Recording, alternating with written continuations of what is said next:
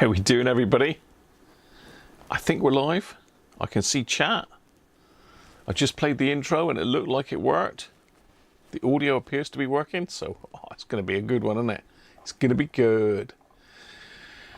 Right, who we got in? I think we had Aaron in first from a slightly breezy but sunny Cornwall. Well, it's a bit overcast and breezy here.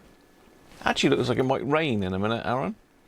Afternoon, Tim. And Chris, not feeling well, Chris. Sorry to hear that, mate. You take it easy and we'll catch up with you later. Ricardo, hi Ricardo. Joe's in, Matambly.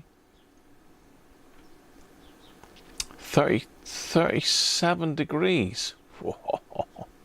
I thought we were bad with 28, 29 degrees this week. I was baking. In fact, I was up here yesterday working. I can't remember what I was doing now. I was just pottering around, tidying up stuff and putting things away. And I had to turn the aircon on in the end. It was just so hot. Then turn the aircon on and it just grates on you after a while with the noise. Afternoon, Nick. Cooler. It is definitely cooler today. Anthony's in. Hi, Anthony or Tony. Is it Anthony or Tony or either? Who knows?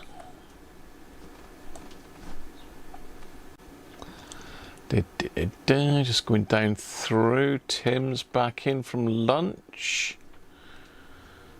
Still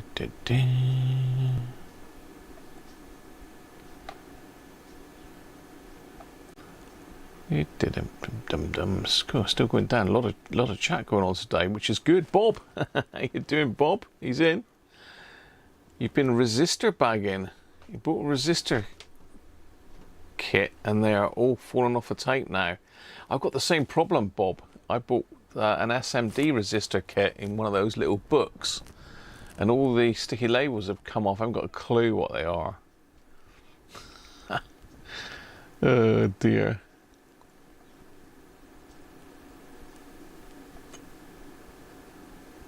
So yeah, looks someone's saying that Radio 4 might be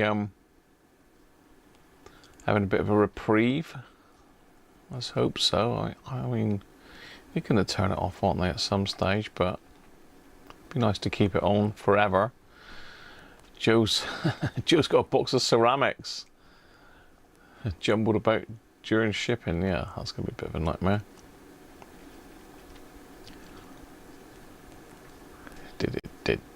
Multi's in. I think I said hello to Ricardo. Benji's in. 19 degrees there, so it's hotter than that here. Thank you, Rob, for the super chat. For more caps. Yeah, this one's going to need some caps, I'm sure. Well, we're going to put some caps in it anyway, because they're those horrible old grey things from memory. Afternoon, Jess, and you, mate. Oh, hello, I jumped that a bit. Rolf's in. Hi, Rolf.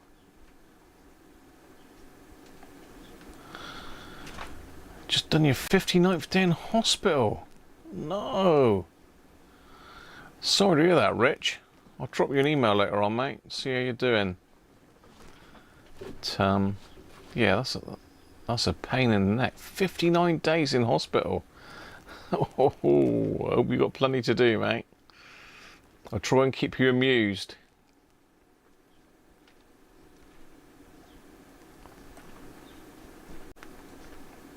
Dave Rhodes, hi Dave.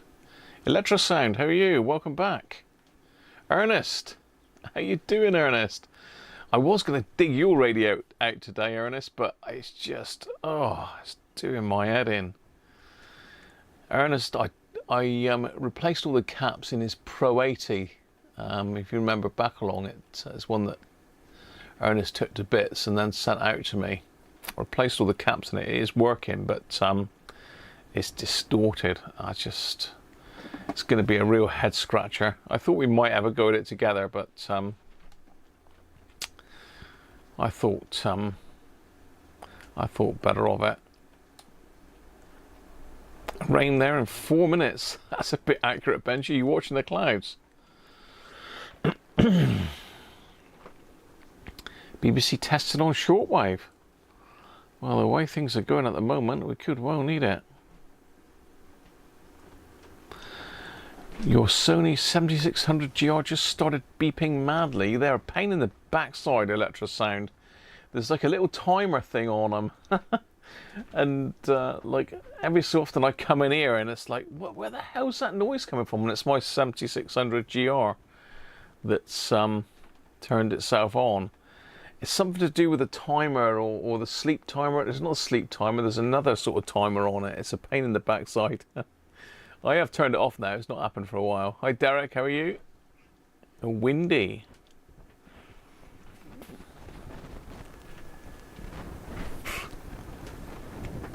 Actually got it right there, the 7600GR. A present from Les back in the day. So yeah, I've got this radio now. I was clearing up my bench, my sort of like radio side of the bench. I can sort of show you. It's a better state than it was, but still a bit of a mess. If I get the cameras, it's difficult because the light's that way. But if I switch the camera to the Brio, so believe it or not, that's actually tidy now. So you can see I've got some drawers over in the corner there, and I put some more drawers at the top. I pulled all my power supplies that were sat on the shelf. They're all in these drawers now, and I've cleared out in behind all my CB stuff there. So I've got CB radios, I've got my ICOM amateur radio. I've still got stuff piled on top of that needs clearing, but it's getting there. And I've got my sort of scanner section down here, and then my computer station's over there with more junk on it, but it's getting there. As I say, that's a lot tighter than it was, and I've got a clear space in behind now. You can just about see the lamp limiter kicking in there. So yeah, I've been having a bit of a tidy up. It's well overdue. Well overdue. But I'm getting there. I think, you know, having the storage unit now has helped a lot. I've managed to pull a lot of stuff out and put it over there, so it is all good. You've got a 7600GR. Well, get your 7600 done first, Rob, before you buy a GR. Mrs. Cruncher's okay, Derek? Yeah, she's back working. We've got a week off week after next, so she'll be able to have a bit of a break. But she's doing less hours now, so she's a bit happier. We've got to do a car boot sale as well on one of these Sundays, so I'll let you know when that is. So yeah, now this radio, as I say, I was clearing up over there, and it was in behind my base station CB there, the old Harrier is it CBHQ? It's in behind that one, and I thought, oh, it's just a box, you know. So I thought, oh, I remember that. So I opened the box up, and there, sure enough, it's a Pye Poppet radio inside, little pocket portable. And I was racking my brains to try and see who it was that sent it. Now I believe it was Pat Jones, all the way from Canada, I believe. I'm not 100% sure because Pat sent me loads of stuff. He sent me all those kits. You remember I've been giving away kits over the Christmases. He sent me a big box of kits, and there was a radio in with it as well. I'm sure there was. But I know somebody, I think it might have been Pat, also sent me the, not Lafayette, what's it called? Eddystone, was it? Yeah, that Eddystone receiver. I don't know if that was Pat sent me that, so yeah. I could refuse to let them swap out the meter and force Droidwich to stay on the air. I've already got a smart meter though, Joe, so that one's out the window.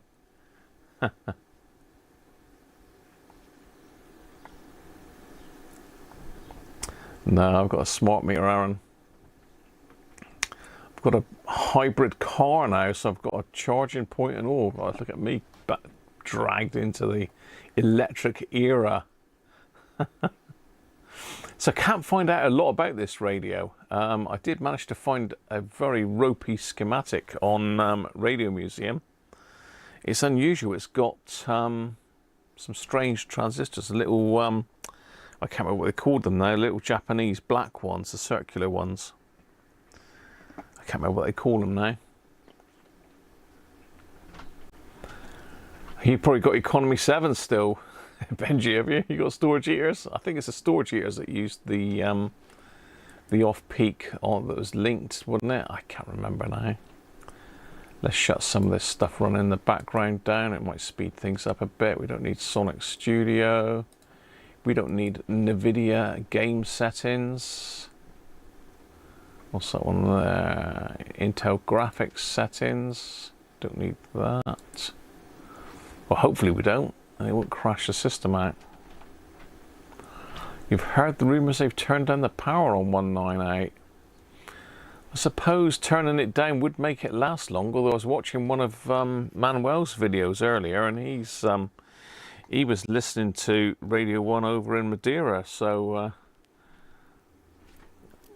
you know, still doing well. You're still on economy 7, Anthony, are you? I don't know if that's what uses it. I don't know.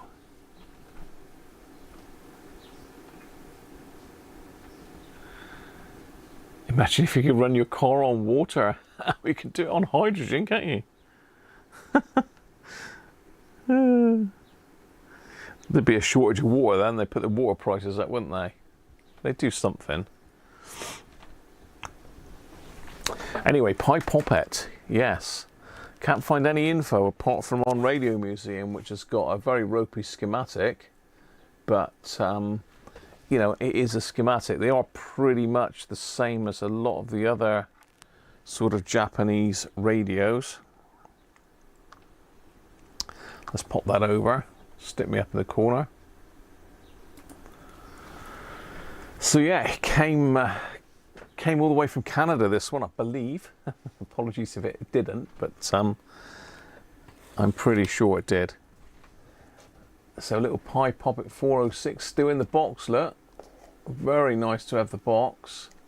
I don't know what that number refers to, whether it's Argos's number, I don't know, but unlikely because it's come from Canada. But must be just a manufacturer's part number, I don't know, but it's 1406 is the model number. Pye Poppet 1406. Lovely to have the box. A lot of people collect these radios, and I can see why, because they are tiny. I mean, if you look at my hand compared to the radio, I haven't got huge hands. But we have also got the operating instructions as well, which is nice.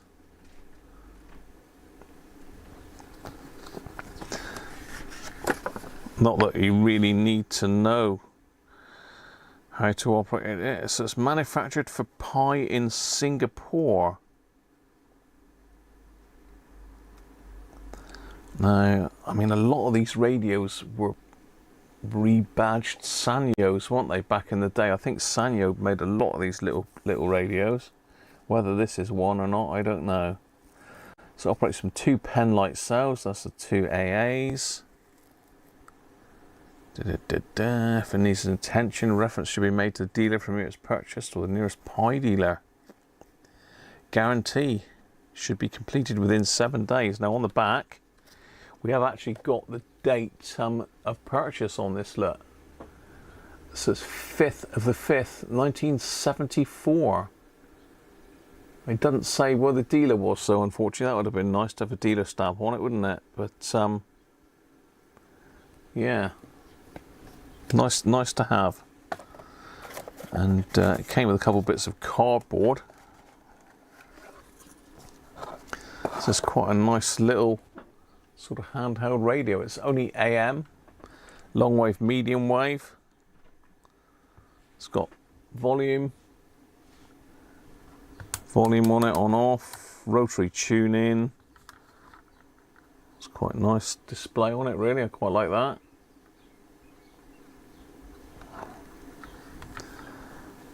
And a little earphone socket. I'll say headphone, but it's not, it's earphone, I don't think. I think that's one of the old style ones, isn't it? Let's have a look, see if my test set will plug into it. Yeah, that's a bit loose as well. Yeah, that's one of the size ones. So I thought I'll try and get this on the test set in a minute, and we'll do a comparison before and after on the sensitivity of it, just to see if replacing the caps does anything to it. I don't know.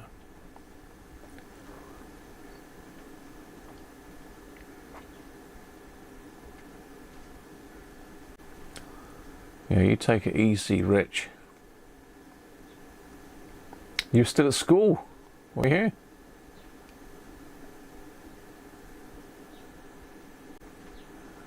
You read that as Pye Poppet.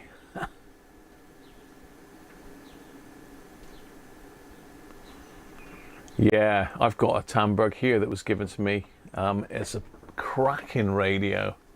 In fact, I've got the speaker just there because I put it all back together and I was out listening to it with Les, and it started going a bit intermittent, and we think there's a dry joint on it, so it's come back in to have a bit of a play.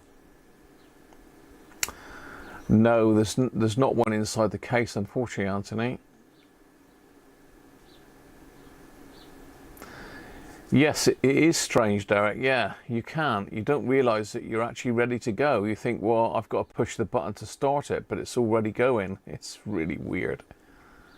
But it's good to have. I mean, the hybrid engine doesn't do much mileage, but it gets me in and out of work every day.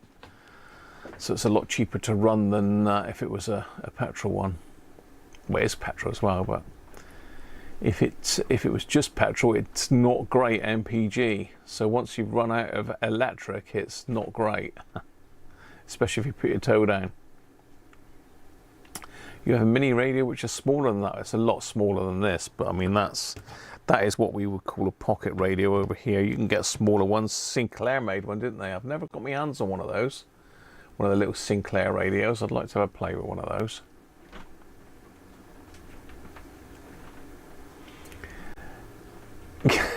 What, Ernest? How did you know that? Dave, you got a Pye badge radio of similar size in the early 80s. Sensitivity surprisingly good. It was you.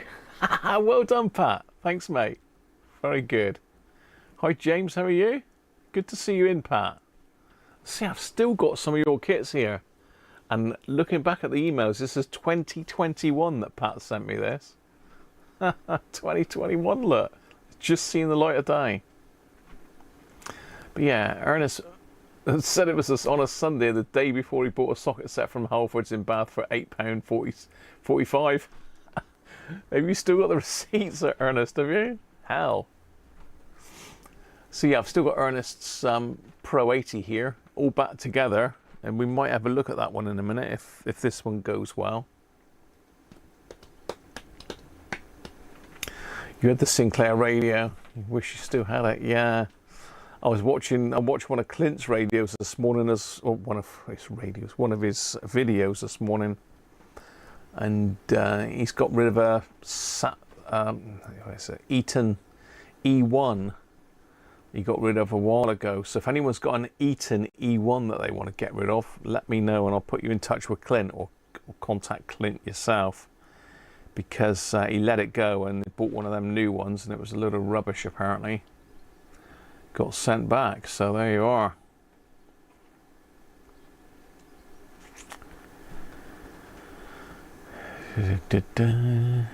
He restored an old Pye 9-inch black and white TV. Yeah, I remember the little tiny portables. I've got one of those little Casio portable tellies here somewhere. Still got to rig it up so I can get a signal in it. Anyway, let's have a look inside this one, shall we? It's got the usual over screwdriver slot in it to get it apart, but you don't really need a screwdriver. You just grab it out and pull it apart. So we've got if you can see that. That's a model number and serial number. I don't know if the serial number means anything. We've got a little bit of battery juice down in the corner. So to chuck a bit of vinegar in there, just get rid of that.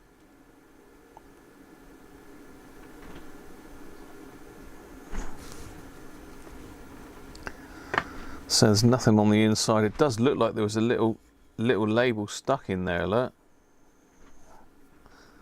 I don't know, I wonder whether there was and I took it out to scan. So definitely there was something that lived inside there, look. I can't remember if I actually looked at this back when I got it, but I mean, I may have even had this out. I can't remember. It was, say, back in, it would have been Christmas 2021. But yeah, it certainly looks like it's been out of the case, but you can see that we've got all these grey capacitors in here. These are no good. They were in a lot of these sets. Let's get you in a bit closer. Let's get a pointy thing. So yeah, you can see these grey. They're in some of the Roberts sets as well, but these are old Japanese ones. There's another one there, another one there, so that's 3. You can see these little tiny black transistors, and that's going to be the IF there. Those two are going to be the IF transistors. This is probably the RF one in behind that you can't quite see. We might be able to just see it if I turn it around. That looks like that's probably the RF. Oh, that might be the RF up there. There's another one at the top. Little trimmer for probably frequency. We've got a couple trimmers in the top of the polyvaricon tuning thing. And it looks like we've got a little what do we call it? Not varista. Oh, what do you call them? In the output stage. It's gone. It's gone. Totally gone at my head. And then we got like a pair of output transistors. So one of these might be the driver. It might be that that's the first IF. That's the second, and that might be the driver. Yeah, so that could be RF, IF, IF, driver, and then the output stage via a transformer, and transformer on the input as well.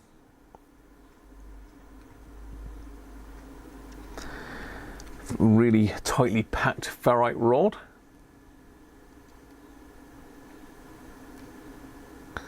What else can we see in here? Not a lot. We've got half decent resistors. See the capacitor there says NKL Singapore electrolytic, 100 microfarad, 6 volts. That's the same, well, not the same size. That's 10 at 6. And what's this one? 200 at 6. Strange, there's only 3 caps in there, unless there's some more underneath, maybe. I don't know. And it looks like the terminal there's a little bit dodgy. It's got some verdigris on it. It's looking a bit ill. Tom and Susie, how you doing? Hi Martin, how are you? Auto stop not working. It depends what triggers the auto stop, Martin.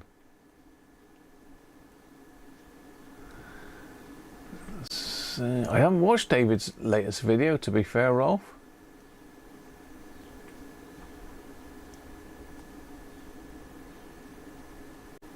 All right, James.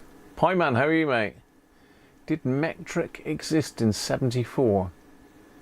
If so, when do you lose the 10 mil?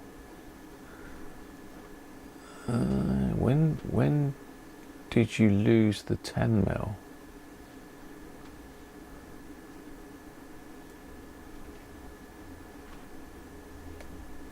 Oh, you're sitting talking to Ernest. No worries. I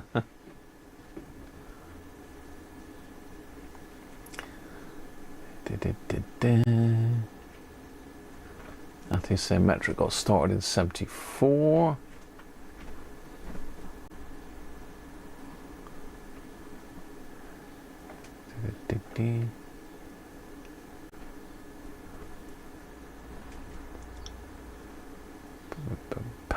Patmick, as you call it.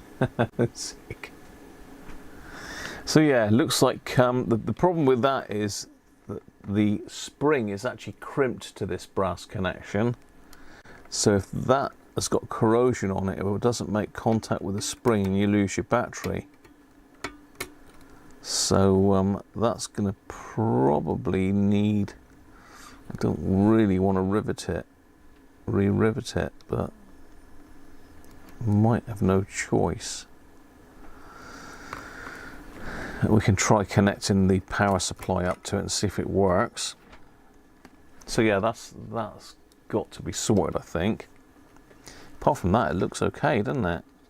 No doubt we'll have to do a bit of, there's a bit of a wibbly wobbly there. I think this has probably been apart before, and I may have taken it apart myself. As I say, I can't remember back when I got it. It was a long time ago. Well, I say long time ago, it's only a few years ago, wasn't it? That's a very fine screwdriver slot. My little screwdriver doesn't even fit in it.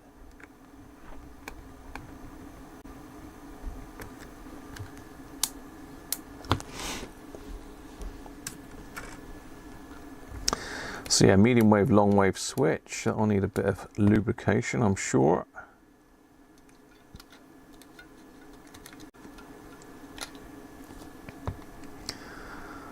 So let's get some power on it then and see what we got. We'll need to probably grab one of Derek's modulators, Derek Cooper's. Where have I got? And transmitters, there we go. Let's see if I can find the medium wave one. Which one's this? 750 kilohertz, that will do. Do nicely, sir.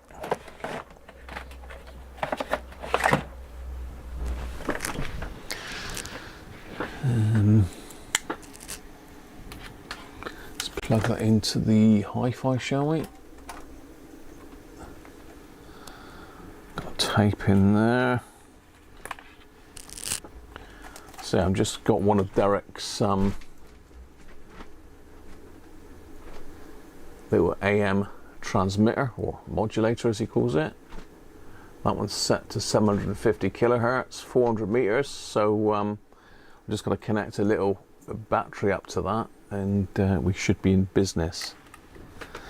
Just drape the wire around the set somewhere, because I doubt very much whether we're going to get any AM stations in here. Unfortunately, in the UK, we've got very few AM stations left.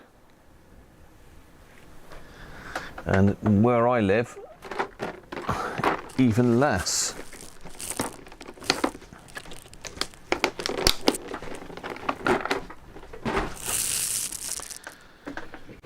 Right. Pop that in.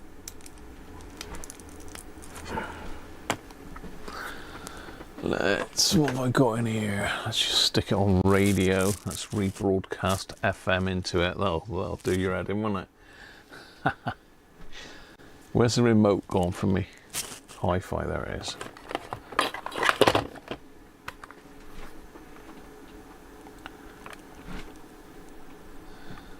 So we've got a heart. Radio 2, 3, radio 4, that should be alright. See if we can hear radio 4. Yeah, with this lovely lime green bracts in the spring, and that associates really well with spring bulbs. Not a very good and then sounding. Later on, when everything else in the garden is going over, something like a Japanese anemone, you know, the lovely pink or white Japanese anemone, again, usually considered invasive, but will be great in that situation. And I think probably the LED lights are interfering with this. Okay, I can add to that. So I like I sort of pictured this native mixed hedge, that kind of cottagecore vibe. So I'm going to add to that with digitalis, so foxgloves, great in shade, native plant, it has that sort of cottagey look about it. Primroses as well. You can have bluebells in there for Right, some seasonal okay. interest. You can mix So we up got some radio 4. non-native, Let's just but plug the similar- headphones in. That should get rid of it. Let's connect this up. If I can find my leads. So it's a 3-volt radio. 2 1.5 volts. I did get that cocked up the other week, didn't I? I did cock that up the other week. Yeah, it's back when a lot of stuff got made over there, Tom. All of the sort of small pocket radios like this originated from Japan. Right, so that's the negative. And this is the positive. Let's turn it on. Nothing. Yeah. Yeah.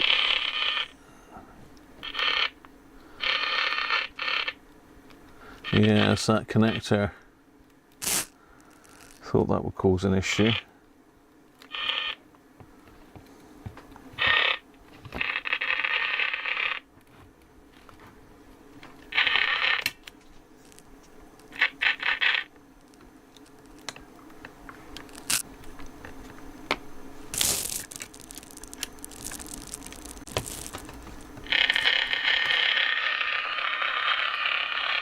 Right, let's see if we can tune to this then.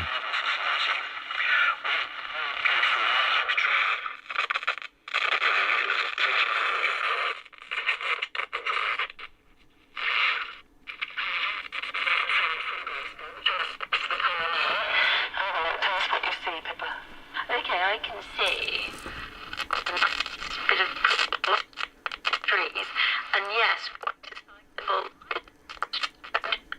ways as well. Beautiful dark purple flowers. I'm just going to pass. Well, it is working. Let's just turn the volume down on the. It looks. Is that about sort of 15 foot or something?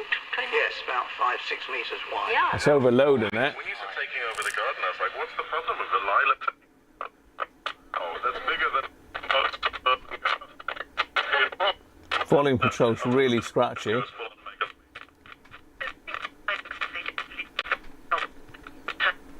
know, a shrub or a tree lifespan. Everything has a lifespan, and are not what we would call a long-lived plant.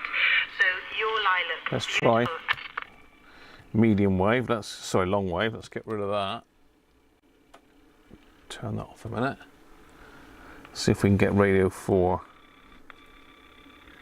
Should be around there.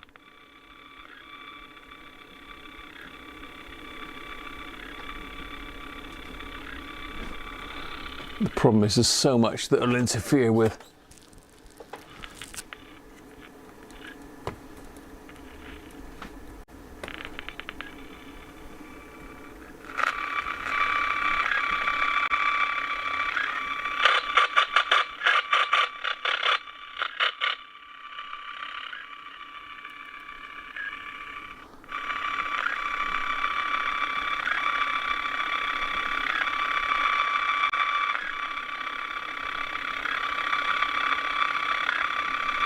No, it's not receiving anything on there. Let's put it back onto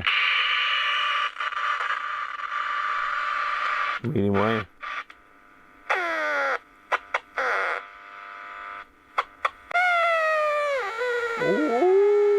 Ooh, that'll upset a cat.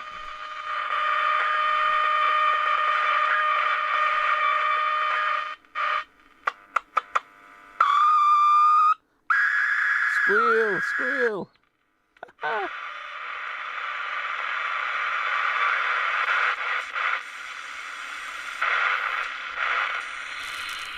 Picking up interference is probably, that's not going to help.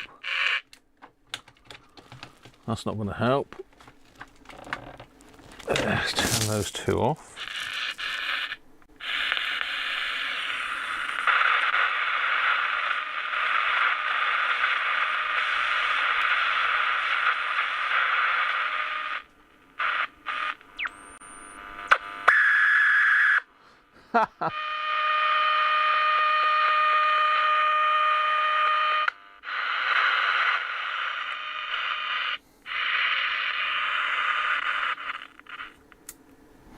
Okay, but there's issues. There's issues. There's issues.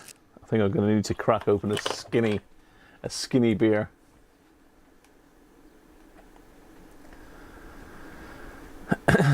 It's going to be the bad caps, Nick. Yeah, definite. Gardner's question time, is it?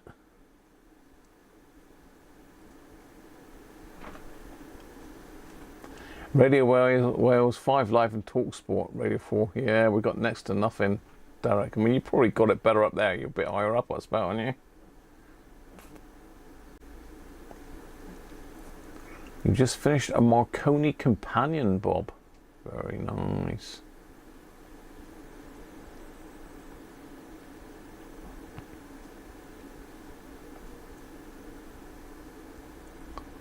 Where did you go to this time, Rob? You're in and out like a fiddler's elbow, aren't you? Can you connect the radio to an external aerial to improve the reception? Yeah, I can. Well, I say that.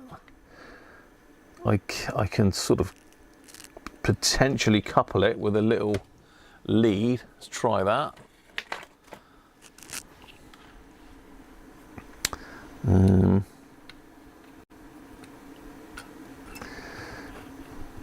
Put a couple turns around the ferret.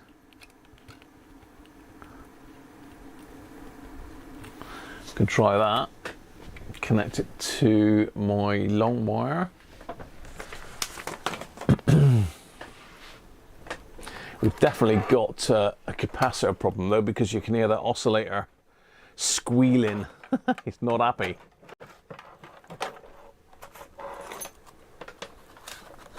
Of course, I've tidied everything up and everything's in the way now, isn't it? Tandberg speaker though, I'll be careful of that one.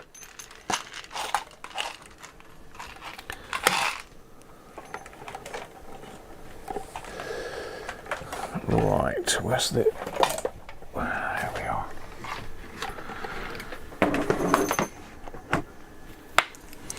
So let's hook it up to the external long wire. See if she still squeals. It squeals like a pig.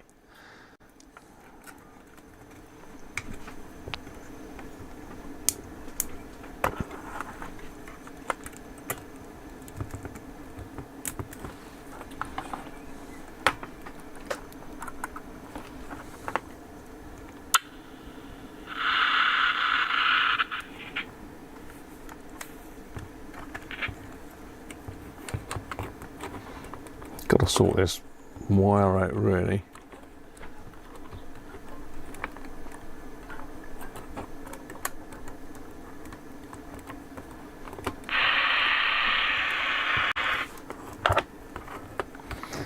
Yeah, it looks like this battery holder's seen better days as well.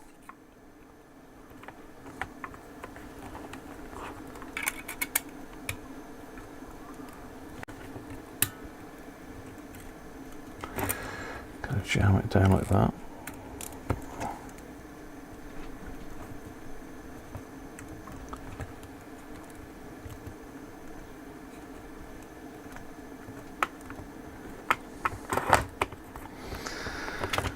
Don't want to play ball at all now.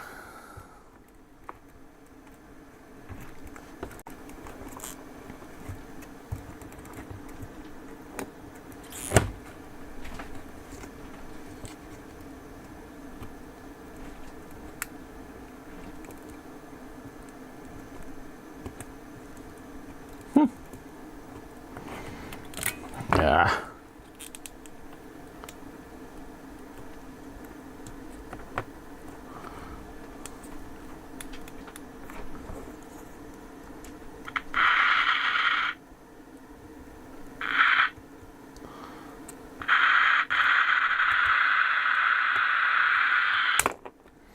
I'm trying to get it ground off of the chassis somewhere.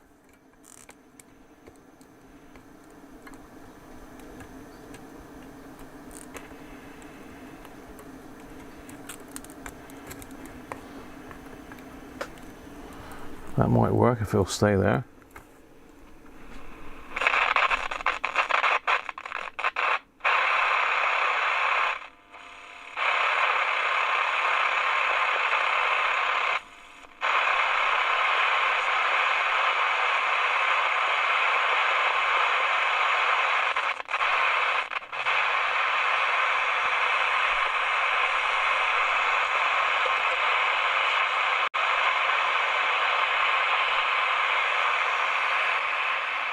There is something there. Let me just flick this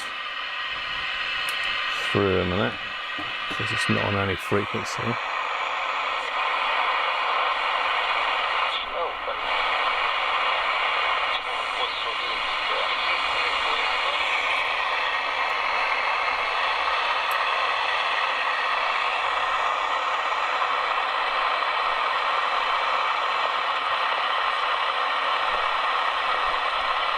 It's receiving.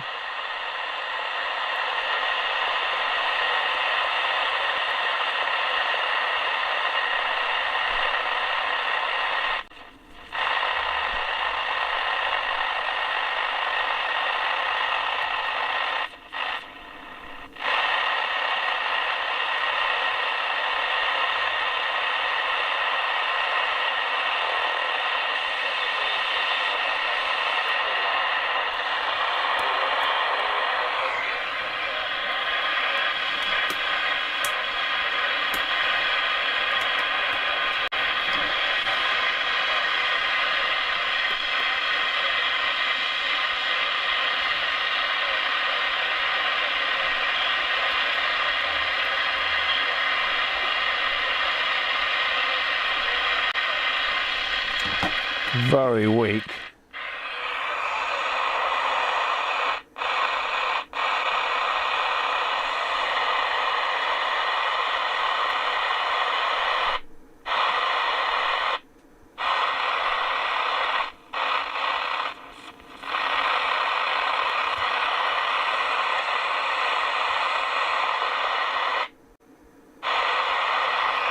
Let's try it. See if it will receive radio 4 now.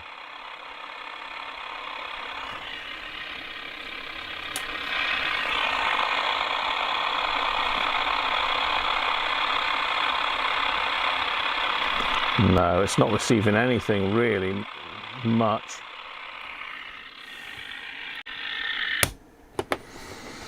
It says on there we've got 470 kilohertz IF. So let's try sticking that through it. See what happens.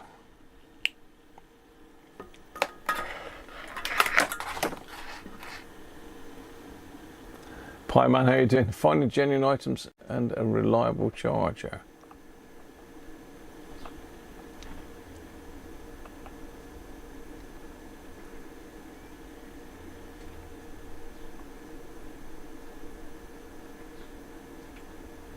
Back from dinner, Rob, was it?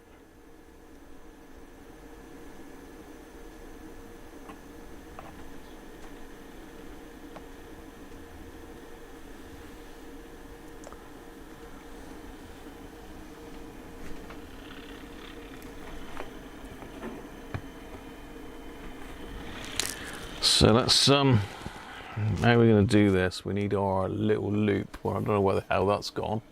It was hanging on the side of my thing, but it's not anymore. Let me see if I can find my little AM loop a minute.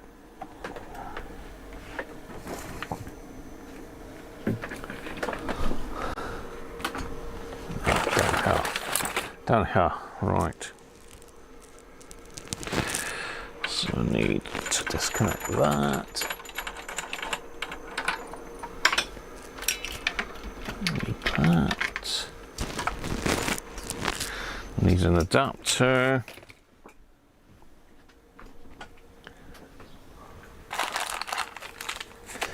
What do I need? To B and C. I must get myself some more adapters. I seem to be struggling to find them at the moment. I keep having to take them off of other bits of equipment. So I've got a scanner here that's got that one connected to it. I've been trying out this Whistler scanner. It's a really good bit of kit.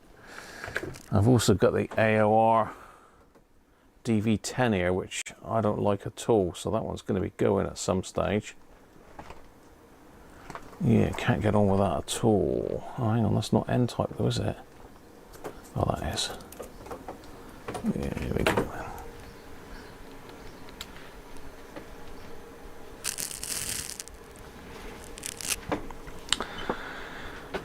Oh, what am I doing? It's sat right there, look. Oh, crackers. I knew I had one. Right. So I just got my signal generator hooked up here. Let's stick it on the 470, did I say? Yeah. 0.470 megahertz. Let's just connect that up.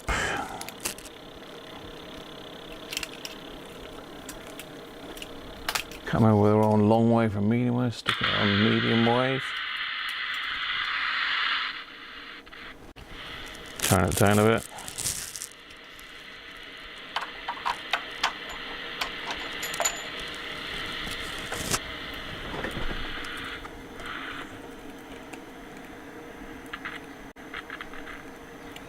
Just connect my loop up.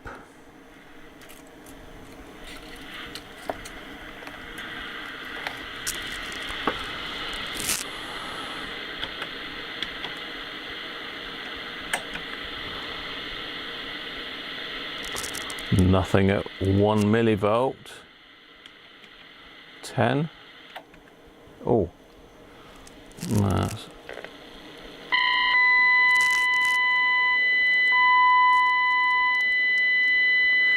Yeah, okay. So it's receiving.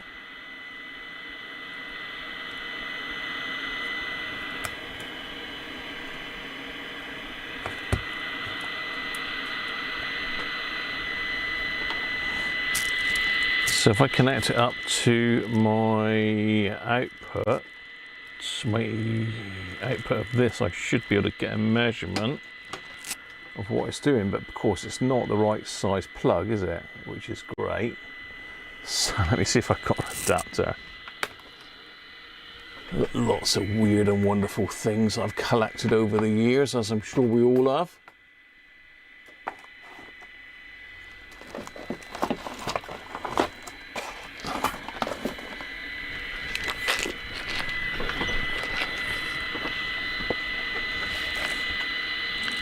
Let's see if I can find one of these little baby ones. Well, there's one there, but it's not an adapter, is it? It's the actual plug.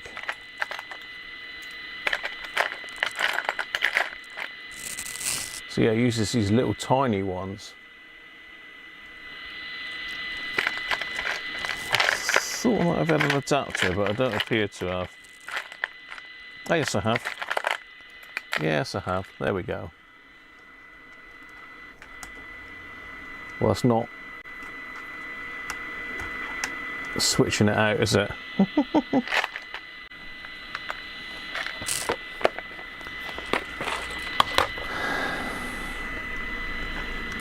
It should let me connect into it on my test set.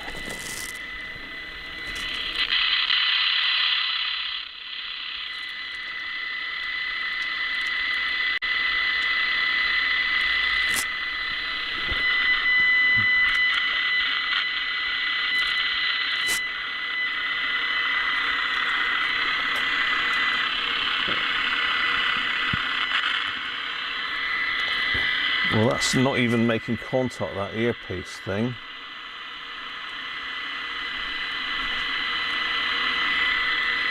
I really don't know how that's working, unless someone's bridged it out. I think that's been bridged out. Yes. That's been bridged out, yeah.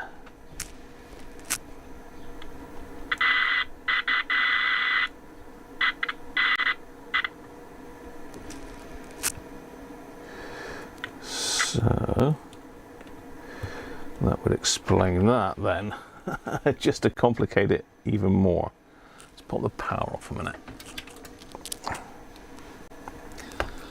Let's see if we can take that out.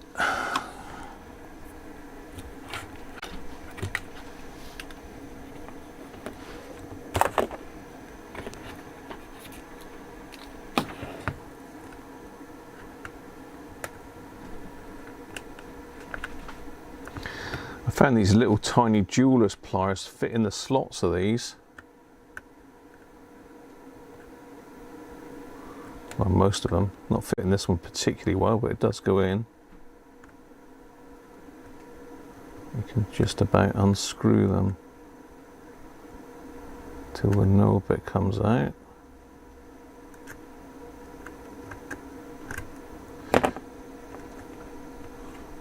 Get fingernails on them now.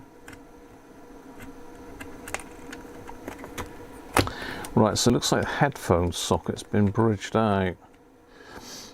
Yeah, that's never going to work.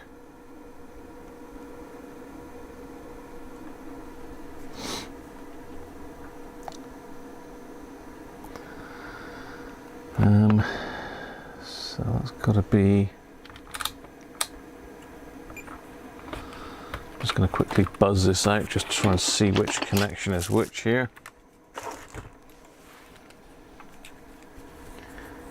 I think there's that body there, the ground.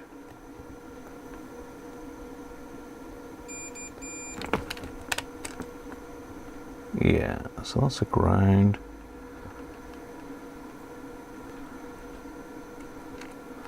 And that looks like it's broken off of there somewhere.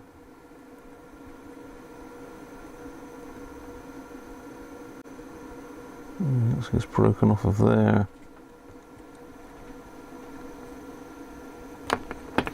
So that comes in and breaks that switch, which breaks that connection. So that must be connected to that yellow one, is it?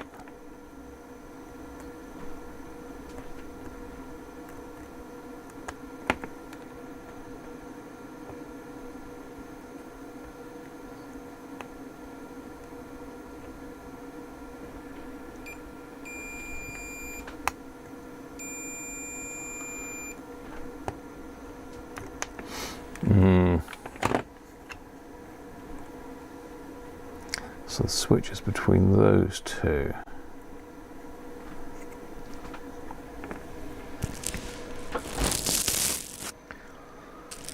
So let's see if I can hook this up.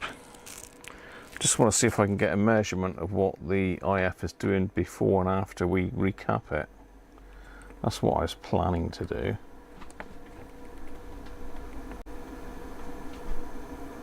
That is a ground, that is now the positive there. So that should be our signal coming through.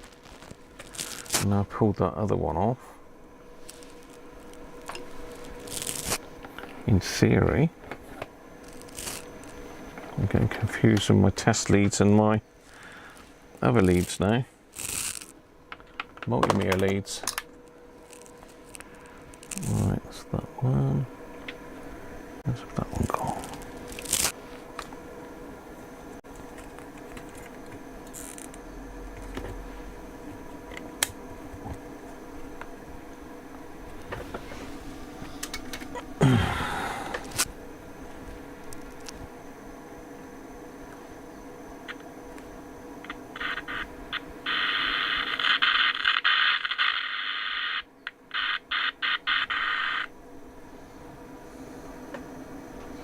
So you should be picking those two up.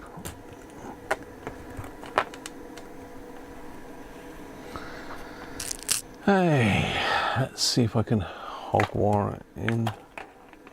Hot wire it in? Hog wire? What's hog wiring?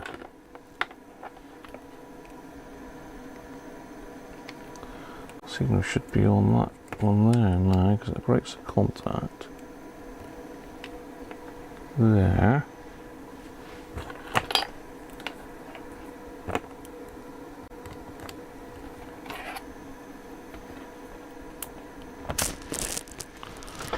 No.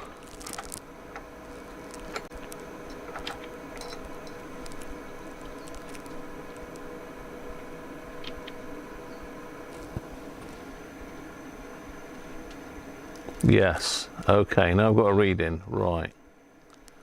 It's a bit wobbly.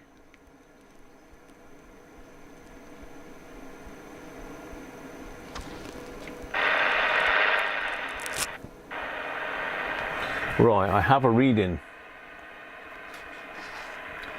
Let's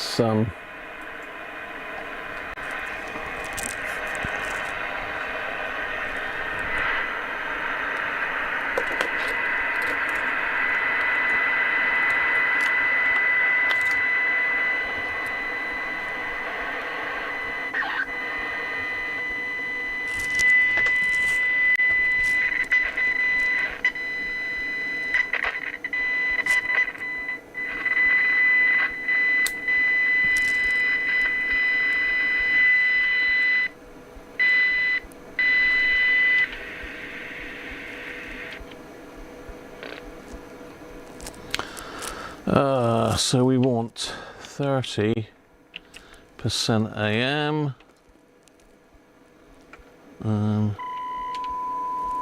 That's better.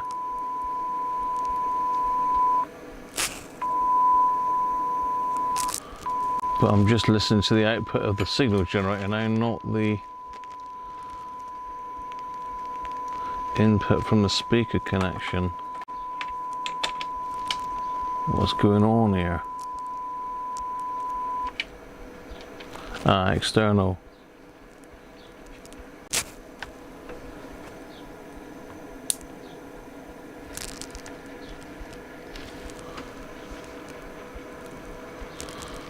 External more.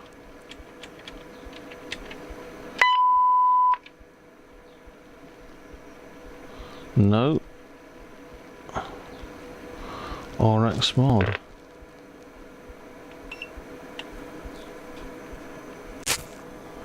Can't hear nothing then.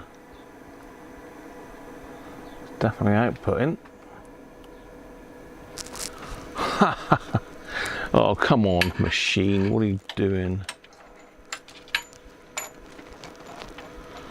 Da, da, da, da.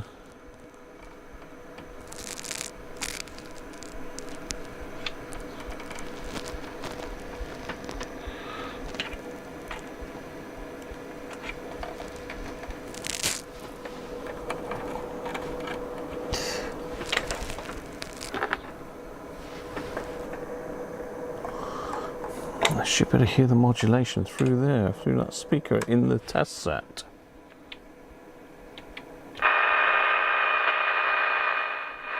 Ah.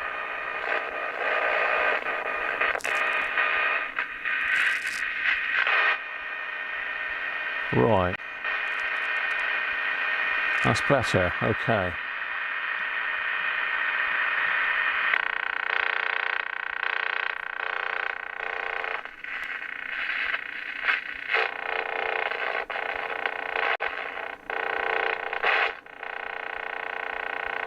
That doesn't sound very good, does it?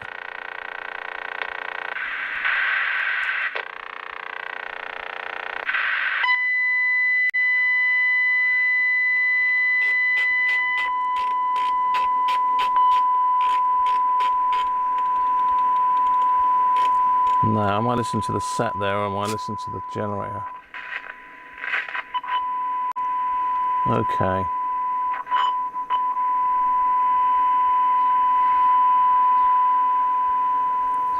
Right, I think I'm nearly there. So let me just get you on somehow on the signal generator. How am I going to do this? How am I going to do this? Like that, maybe? I don't know.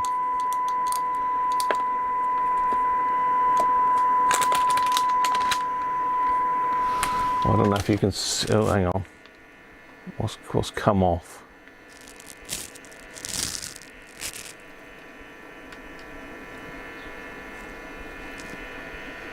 Oh, it's working lovely then. Something's just knocked something off. Ah, okay, it was that. which goes on there. Right, I'm not sure if it's going to let me show you here. So what we're looking at is this measurement here. You can just see 5.7.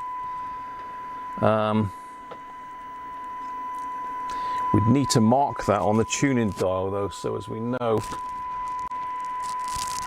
So I can't really get you any better than that, I don't think.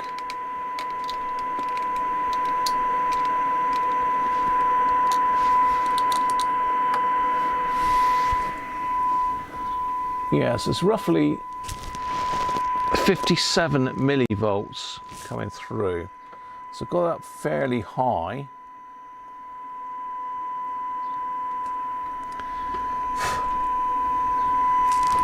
Apologies for the racket. I know nobody really likes the noise, do they?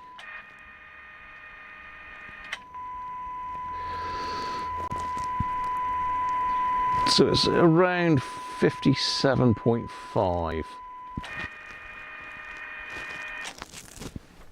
So remember that. Around 57.5.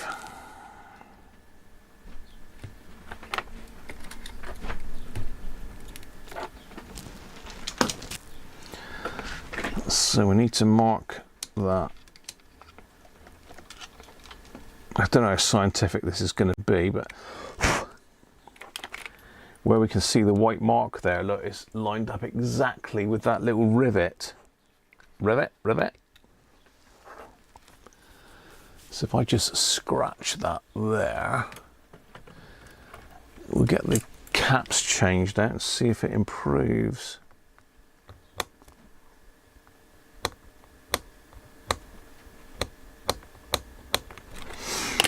Right, let's get this out of the way. I'd say that it's probably not going to make much difference to the IF, is it? It might do, but I should have done it on RF as well, shouldn't I? But no. Ah well. 57.5 is stored. Cheers, Electro Sound.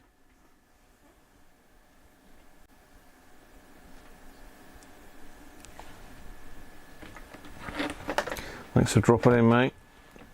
Always appreciated.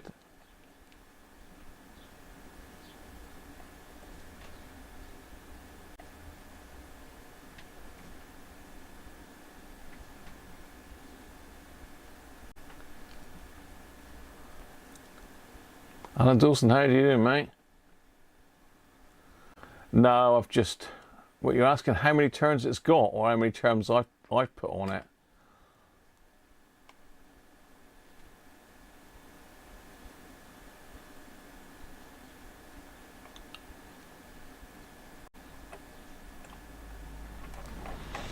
Right, let's crack the beer open because it's starting to get a bit warm in here. Warm in here without the beer. I don't know where my bottle opener's gone now. Where is the most important tool in the workroom? I've got about 5 bottle openers. I get a new one from Weir every year. And yet somehow I managed to lose it. But I have got my handy Swiss Army knife. Wenger. Not Victronox. Sure this has got a bottle. Oh yeah, of course it has. There we go. All is not lost. I'll probably find it straight away now. Anyway, cheers everybody.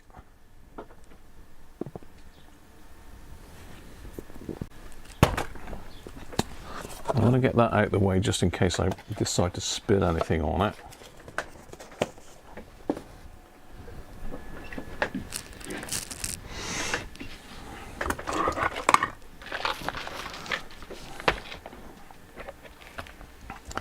My adapter back. Well, no, I'll keep the adapter out for a minute. I might see if I can find another little, what's the name for it? Another earplug socket. Unlikely. I'd have to rob one out of another radio, and it's not something I carry a lot of, these little portables. I tend to, well, I was repairing a lot of them for people from overseas. I can't remember who it was. I used to do all of his radios, but I think I finished doing them all. So let's get one of my little jelly pots out for spares.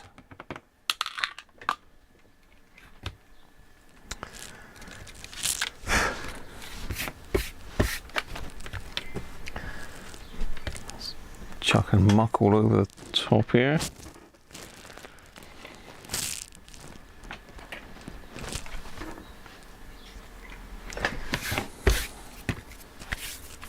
Right, let's get this thing apart then. It looks like it's just a few screws.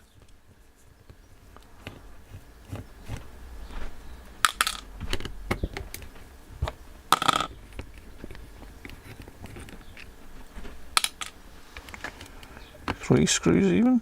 Well, that was right by the ferrite. A bit awkward, but...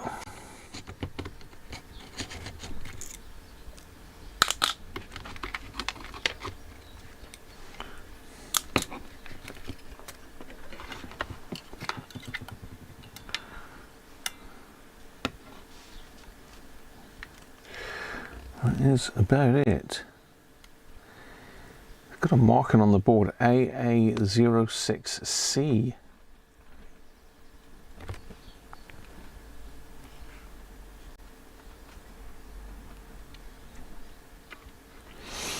Just make a mark that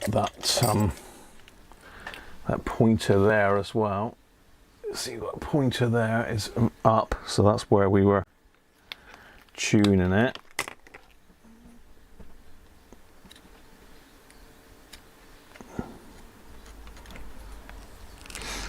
As I say, probably should have done that at RF rather than IF, but you know, we'll see. It might not make a difference. It should make it receive better, that's for sure. Right, what we're going to do, we're going to take this speaker out. Is it? Oh, it's on like a spring, some sort of spring mount.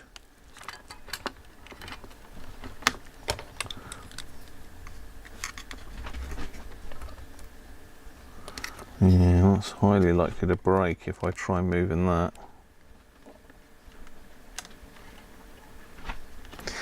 Let's just take pictures of where the wires go on the board and desolder it off the board.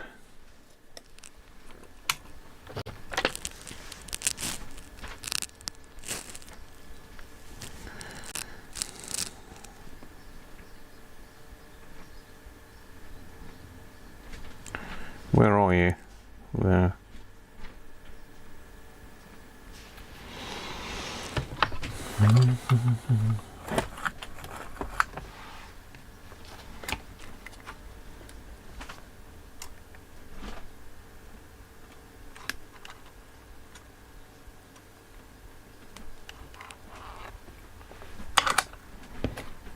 Right. So there doesn't appear to be any caps on the back of the board, apart from the little ceramic there.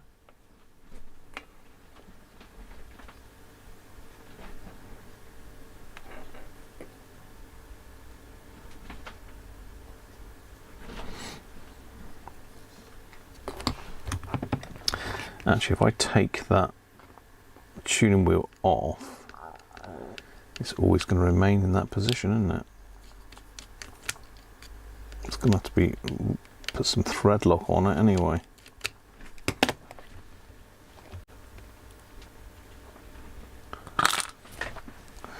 And it needs a damn good spraying with some switch cleaner.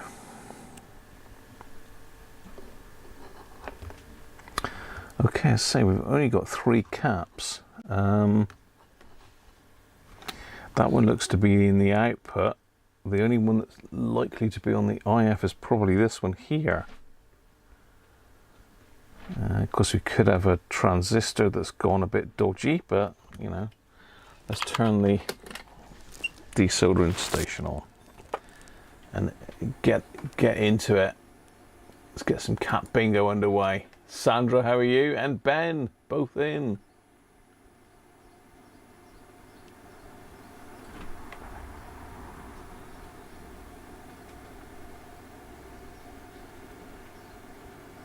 Most important tool.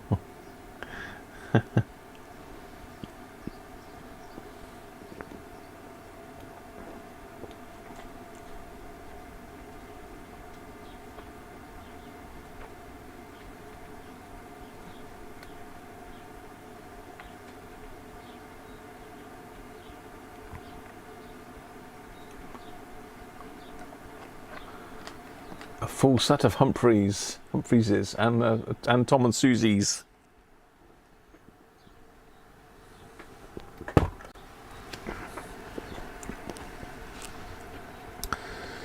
We need to sort this power supply situation out, don't we?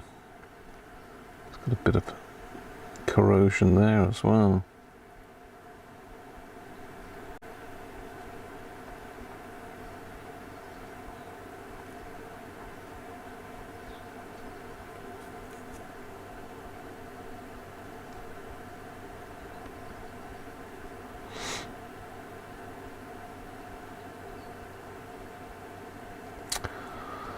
Yeah, right, let's do these one at a time, shall we?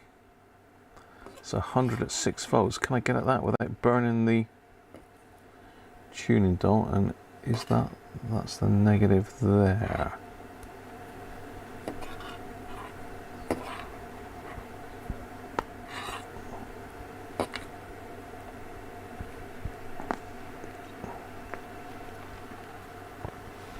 It's going to be difficult to get at that without burning the tuning dial.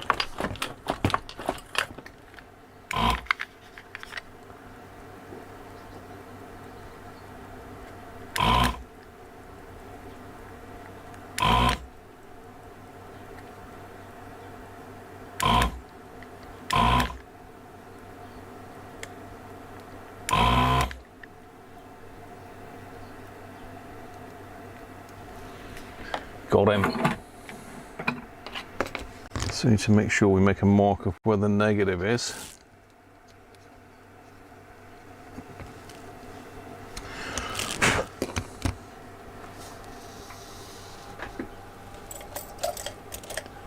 Find one of my sharp.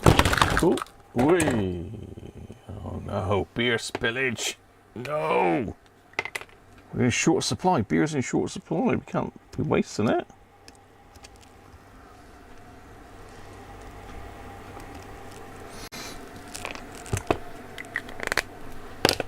All over the goat. Not all over the bench, luckily.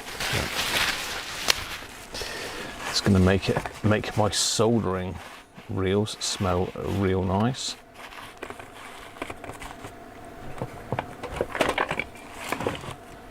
And my little cordless screwdriver.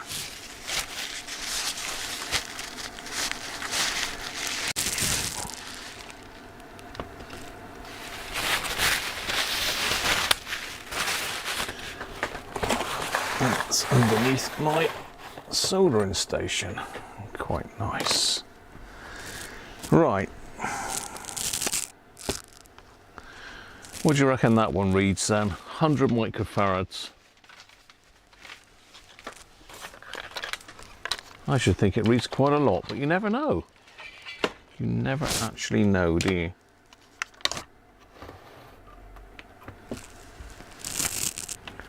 Got the tweezers on at the moment. Let's just pop those off. Let's put the hookies back on.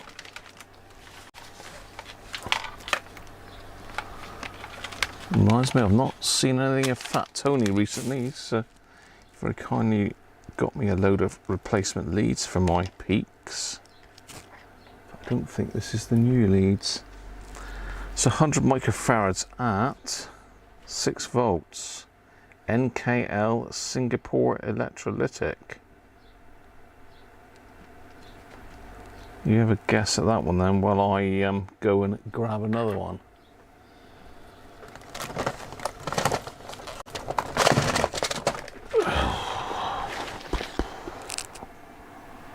$100 at 10 volts.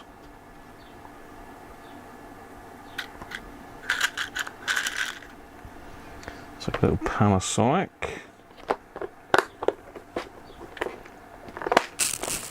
What did I say the other ones were? 10 at 6, wasn't it? I ain't got any 10 at 6s, I've only got 10s at 50s. Oh well. I need to put that on my list of bits to get, don't I? 10 at 16 volt is the usual size that you use. I've only got 10 at 50. That's a 4 points. Hang on, just pulled a 4.7 out of that. Same colour as the 10s.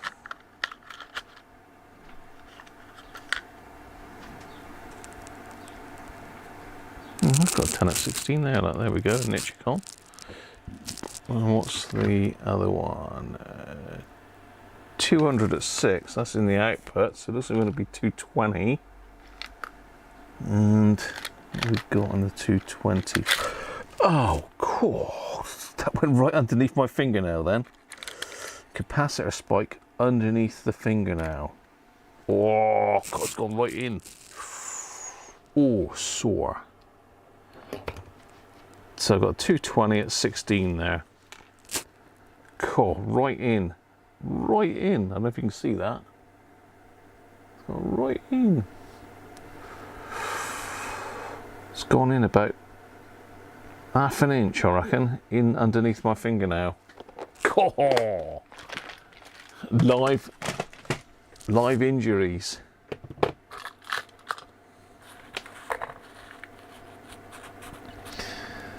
Oh, that's going to be sore in the morning.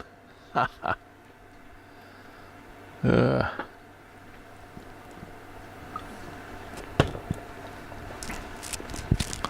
some more of this beer before I get out every right. How are we doing? How are we doing? Have we all had a go? Let's have a look what we got here. We've got 180s.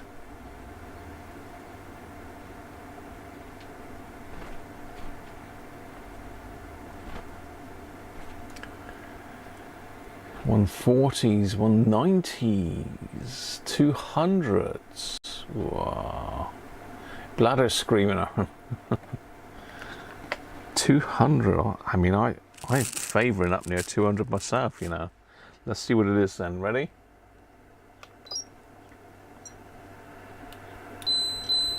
That's actually not bad.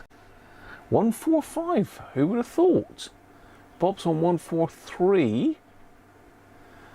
Nick's on 147. Oh. Are you sharing that? Hang on, it's 145.3, so it's nearer 147 than it is 143. I think. That's Nick. Anthony drawn the line, but Martin's dropped in, but I think that's Nick. Oh, it's Derek, is it? Oh, 145.525. I didn't see that, Derek. Oh, yeah, it's definitely Derek. Wear gloves and a face mask, Ernest, yeah.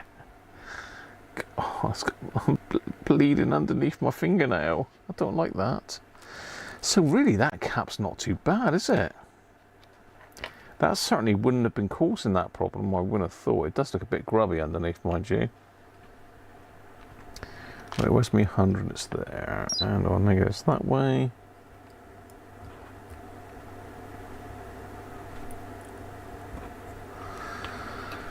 Let's pop that one in.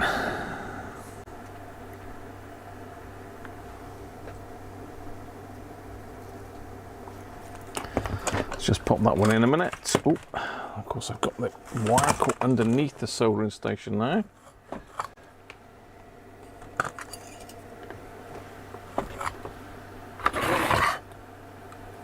Just solder that one in.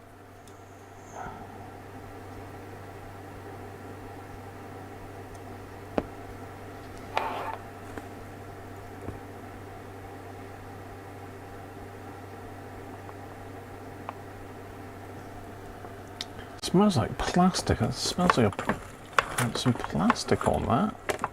I've caught some plastic somewhere. Oh, I see. Oh, God. I wonder where that smell was coming from.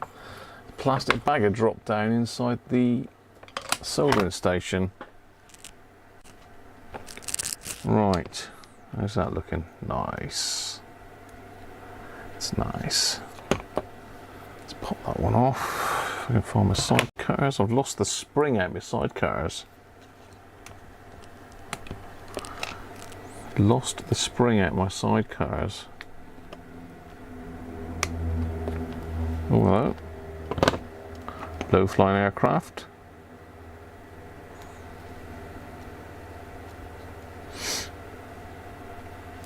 Right, that's that one. Let's have a look next at the 10 then. See if we can see where that one is. I think it's in there.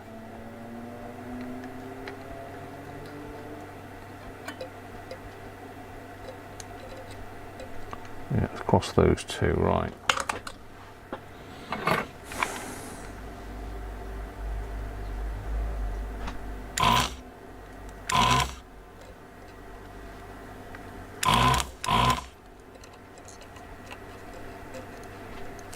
Right, 10 at 6 volts then.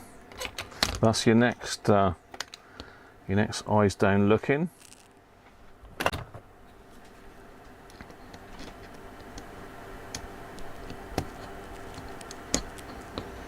(10 at 6), and that's negative that way.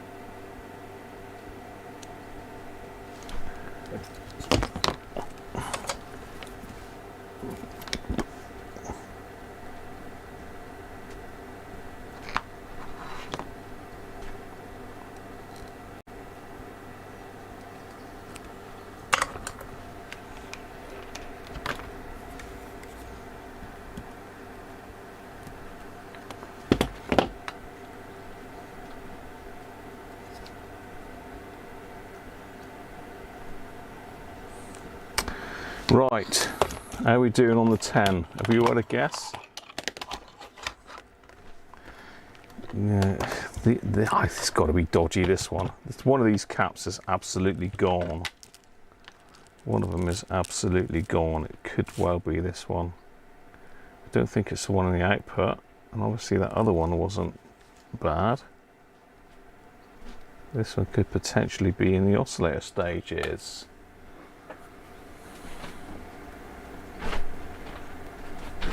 Singapore sling in the bin. NKO Singapore, yes it is, Ben. Dave Hutchman, how are you, mate?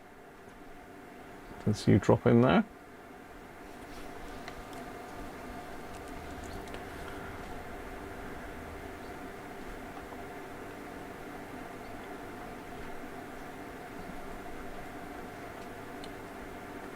Three decimal places.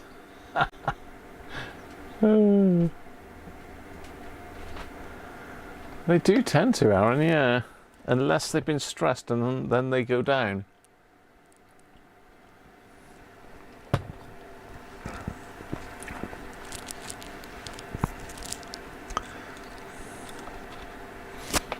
How are we all doing? Let's push a button, shall we?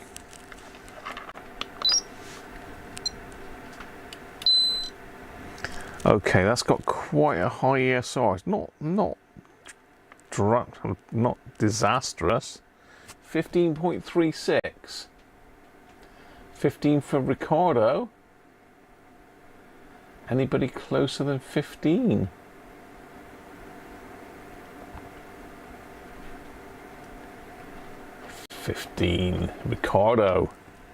Ricardo takes it. So yeah, a bit of a high ESR, but then a 10 microfarad's going to get you an ESR of probably around 1 anyway, so it's not hugely out. We've only got one other cap. Unless I'm going blind, it's unusual to just have 3 electrolytics in a radio, isn't it? There's a lot of ceramics in here, but it's very rare a ceramic will go bad. I think probably only ever had one. Yeah, very strange to radio to just have 3 electrolytics in. I suppose it's got a transformer on the output, whether that makes a difference.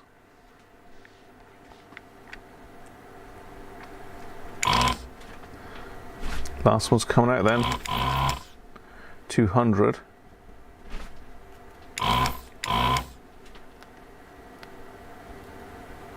And that red wire's connected to that one there. So this is definitely in our power supply section. In the amplifier.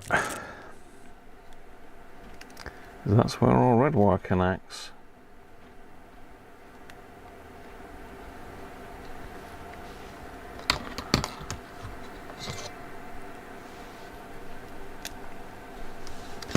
Negative is the outer one.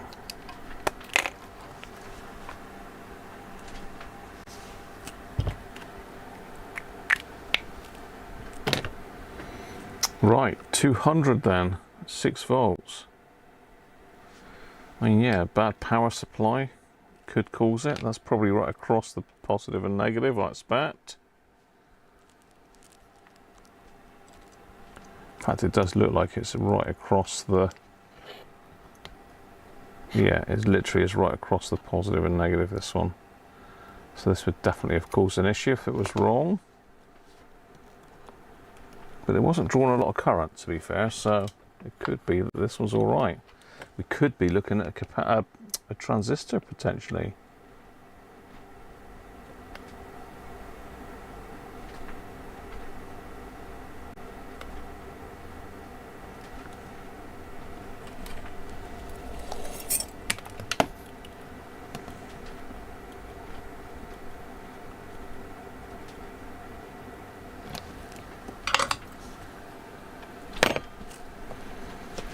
Right, if you want to go with the 200.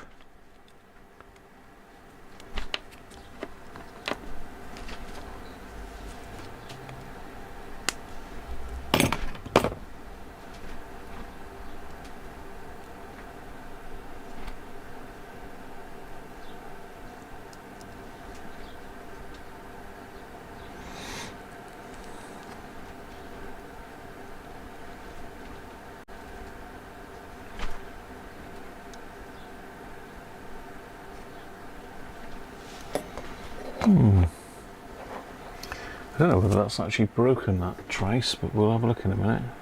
Derek Cooper, how you doing, Derek? How you doing?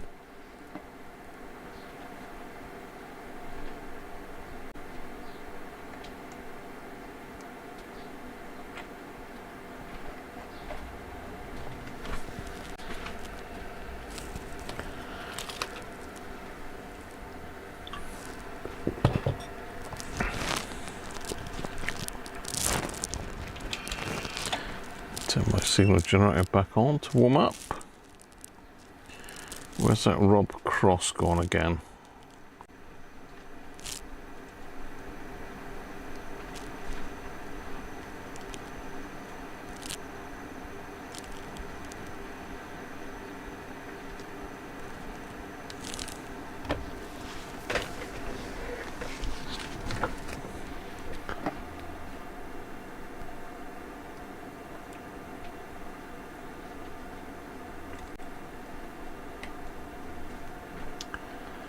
Have we all had a guess? Oh, you are there, Rob.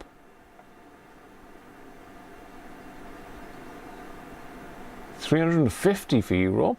Let's do it. Let's push the button.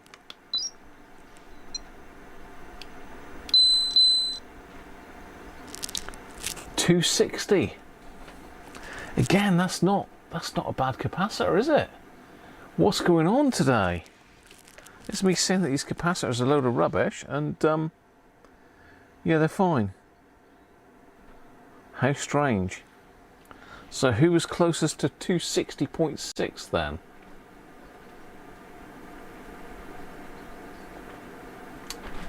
$276, $267 for David. 263 for Martin. Martin so far 265, so it's still 263 is the closest.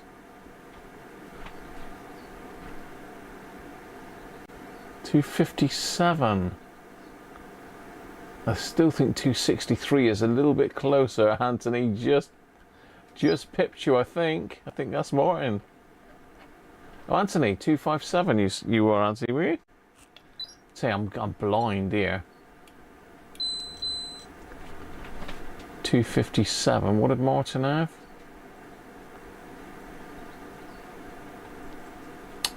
263.8. Yeah, because he put 0.8. You just pipped him, I think.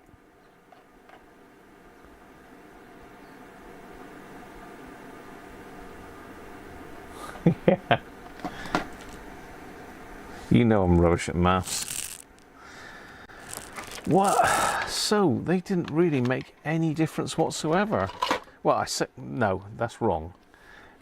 I'm not saying they didn't make any difference, but they weren't as bad as I thought they were going to be. That's a first with one of these radios, to be fair, because they nearly always had it. What is going on then?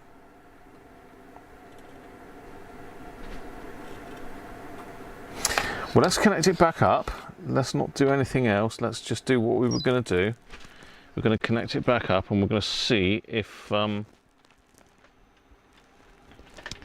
it's any different. Exactly the same settings. I've got to connect. Mind you, I can connect underneath here, can't I, to that? So that's the ground. And that one was the, I think, wasn't it? Was that the right way around? Where's my phone?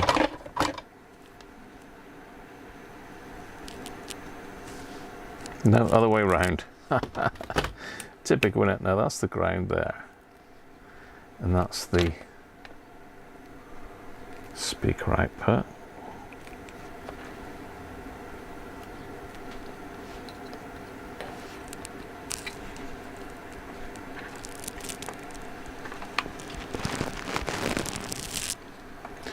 This is probably not quite as scientific as I was hoping. Well, you got to use the test kit, haven't you?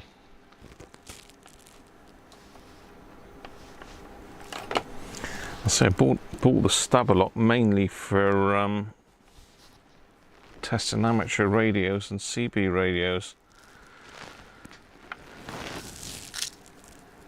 That was the original plan for it. So our positive is there, and negative is very ropey, but it is there. Let's connect it back up.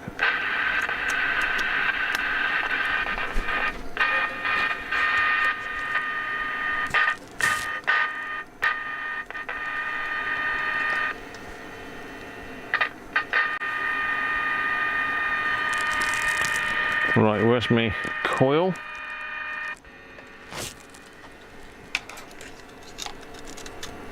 Slide that back under there where it was before.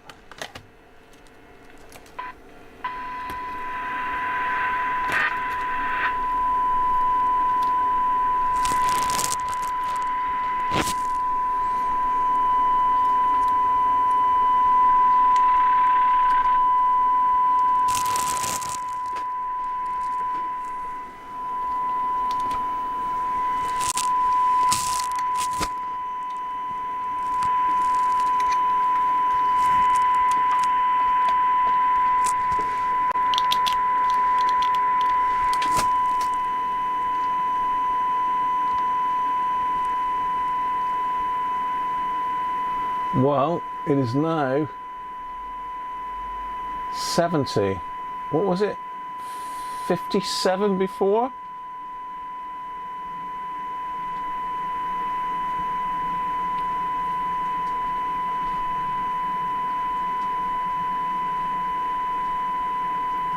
Oh, Rich, oh, you got COVID. Oh.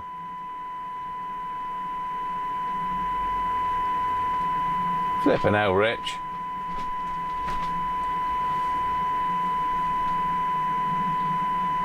Put the Sanyo back together and forward reverse not working now. Oh dear. So it looks like we have improved it. As I say, I've not touched anything.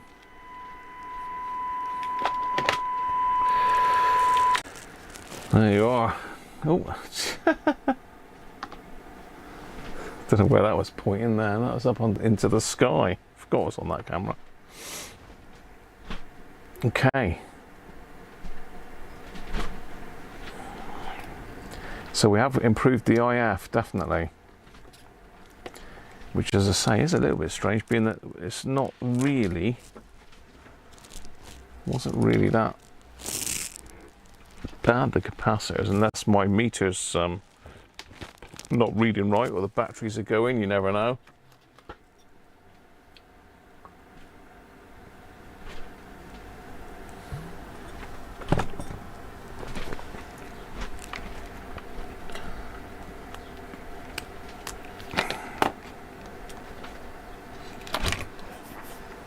We need to sort out this battery holder then, because as I say, it's got a lot of battery nastiness has gone on in it, and it's lost its connection, but also the connection on the board isn't great. So I need to have a quick look at that under the microscope a minute, because that area there looks really, really dull and corroded.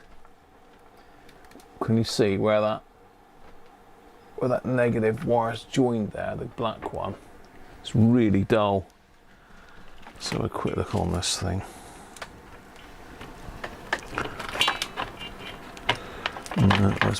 Where's my microscope light plug on? There. That's that. And I did pinch the power supply for something else. Let's plug that back in. You can have a look as well at the same time.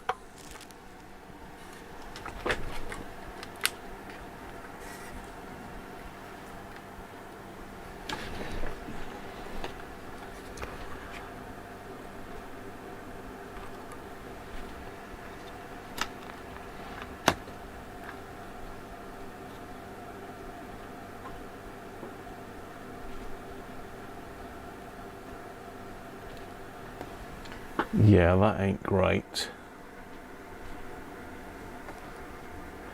The microscope's not working. Let's just reset that. There we are.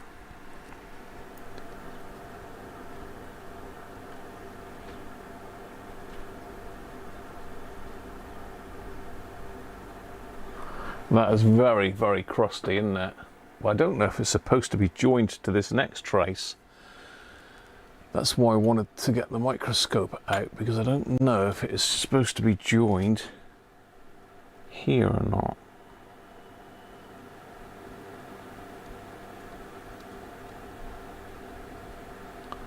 Don't know, it's so corroded. Let's get a bit of vinegar on it a minute.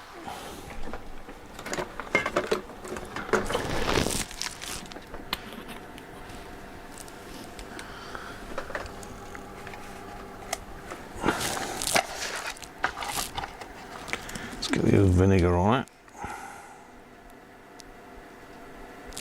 Oh, is that fizzing up? It's not really, is it?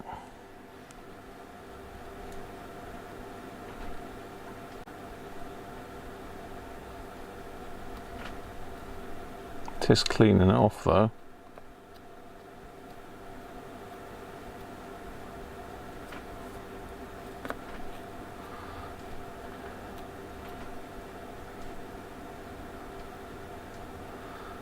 I mean,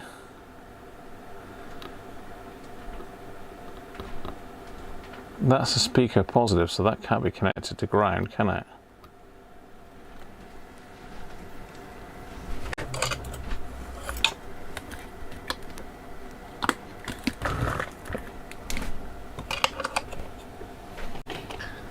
bit of flux on that. A little bit of fluff on the flux. Get off fluff. Fluffy flux.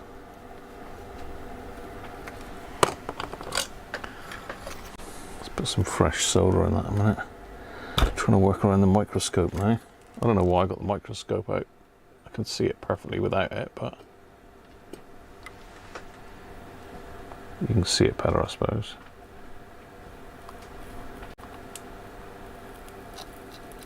Cool, that is crispy. That's nasty. It's better. Get off. Get off, you two.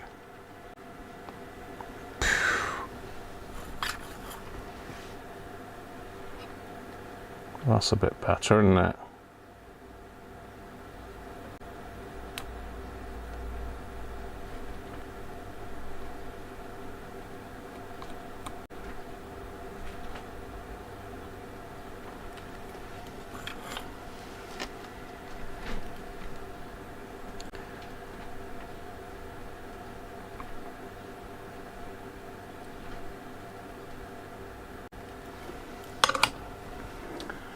That's better. Just moved you out of shot a little bit. See, it doesn't look like those two are touching. Let's give it a bit of isopropylage. If I can find the isopropyl. I've been using it for the dogs because they keep getting ticks, so down goes the isopropyl and Maddie and Coco get squirted with it. Well, we do a bit of tick removal. Now, what have I done with it? It was here. I can remember bringing it upstairs.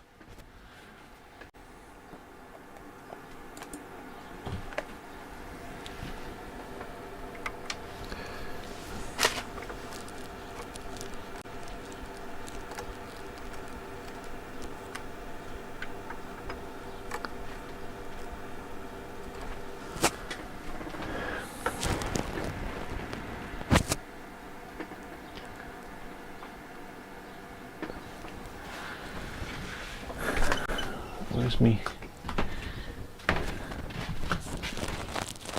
Where's that gone then? Because I definitely brought it up. I just knocked it over probably when I knocked my beer over, did I? No. Bizarre. Stuff goes walkabout here. Gonna have to go straight into the gallon container then. Pour some in the lid, which normally goes all over my legs.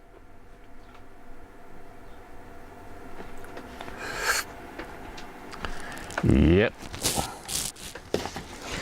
I'll try not to kick it over then.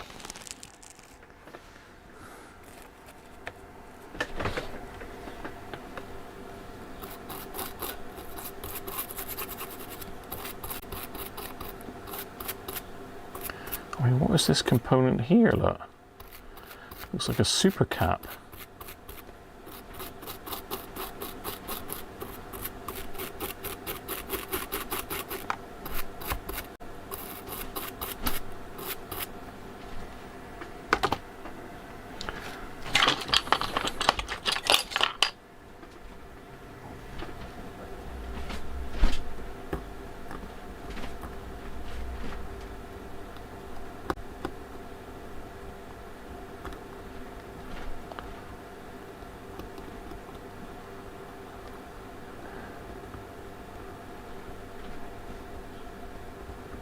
Yeah, I'm not sure what this thing is.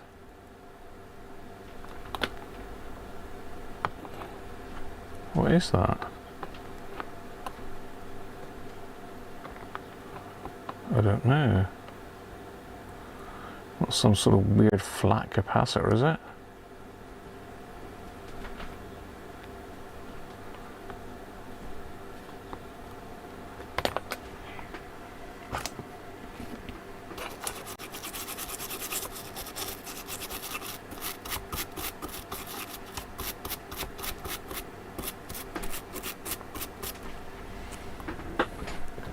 Any ideas what that black thing is?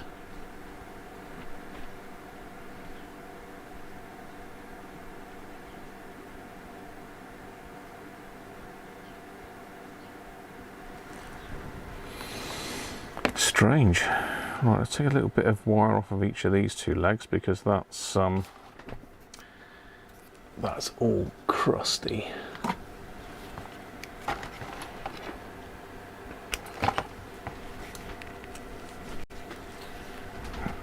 Frame rate's not very good on this camera, so apologies for that.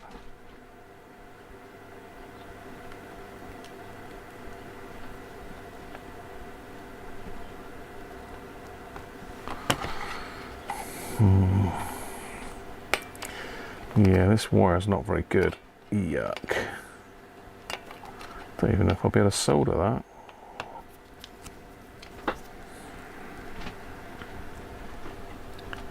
Can you see that?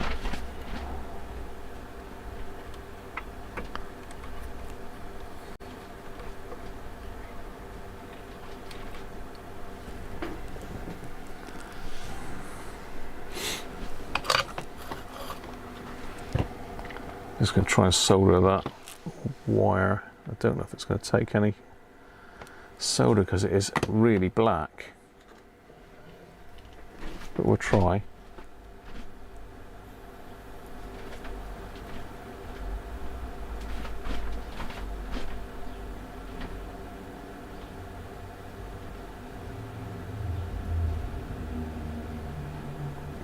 Oh, look at the muck coming out of that.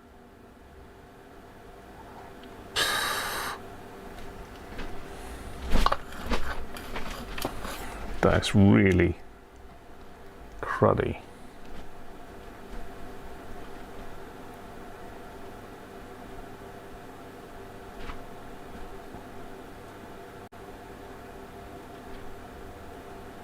I don't know how well you can see that, but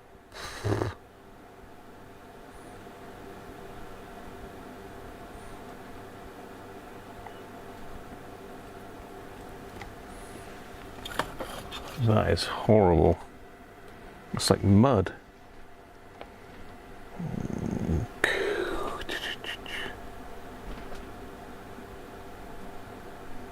It's a bit like when you do those electrolytics.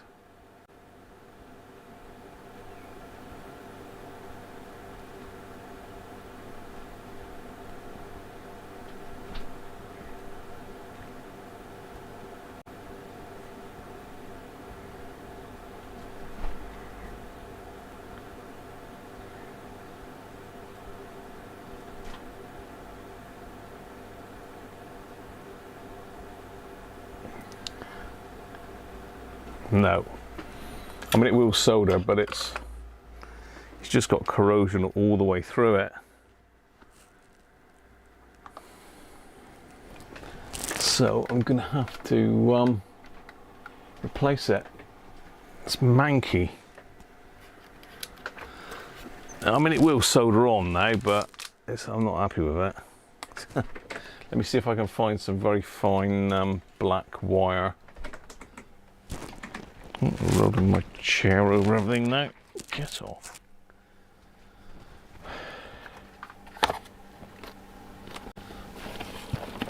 Yeah, that's just the job there. It might be too fine, mind you. That's solid though, isn't it?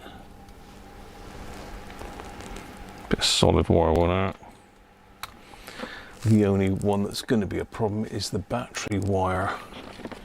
Send that, it's not going to draw a lot of current, this thing, is it?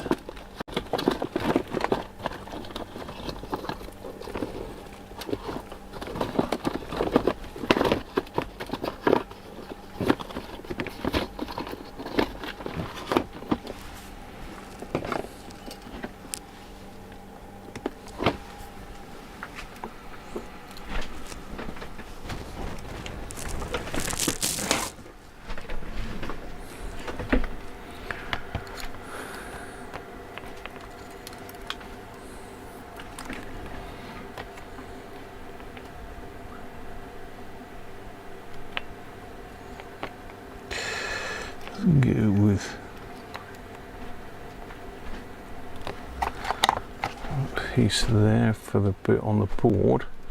It'd actually be good to have it solid, it'll sit tighter to the board. The other one is the ground for this manky battery connector.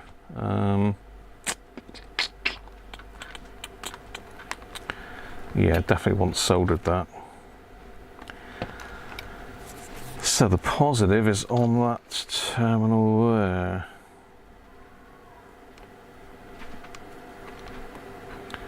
Just the positive of that battery.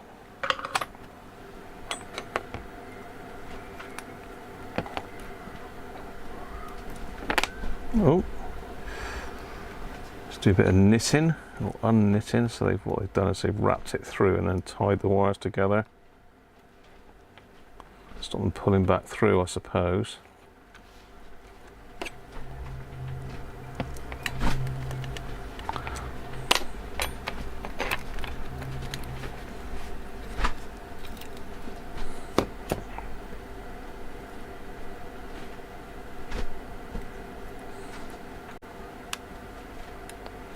Yeah, I don't think that is savable, to be fair, because I mean it's broken there where the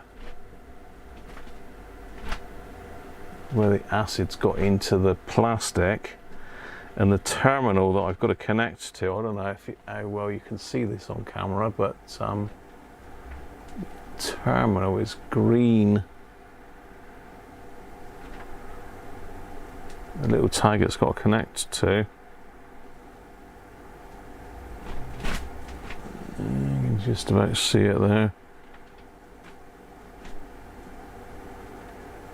Yeah, that's not nice. Let me see if I've got another one. My battery connectors are right in the back here. That's the only thing. Well, I have got that.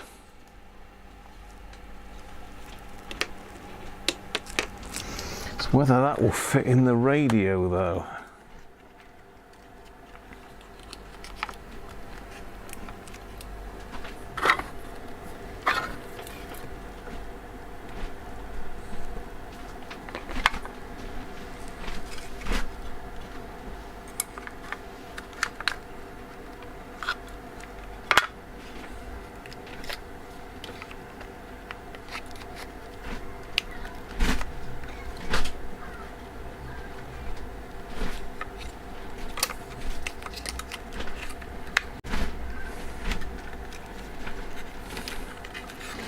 Let me see if this will fit in the radio.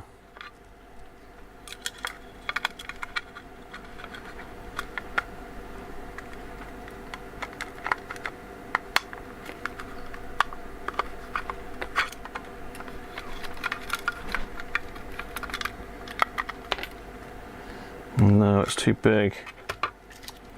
See, this is quite low profile compared to that.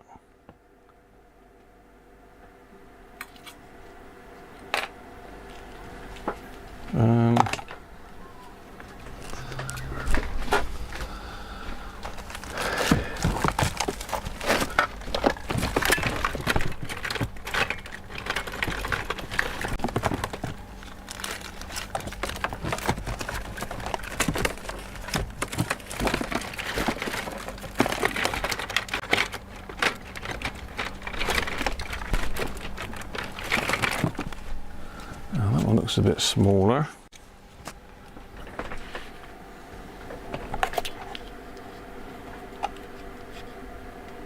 About the same though.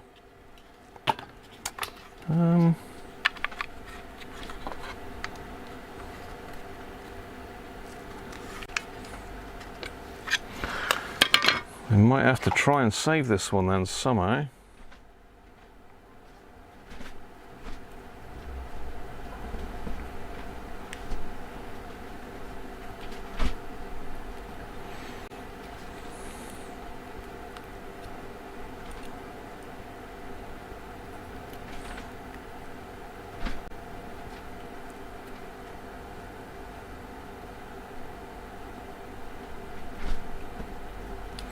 Yeah, I might have to try and save it because it's unique to the radio, I think.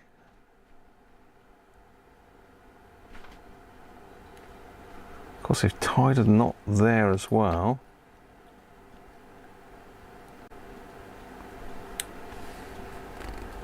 Oh, the positives come off now as well. Great.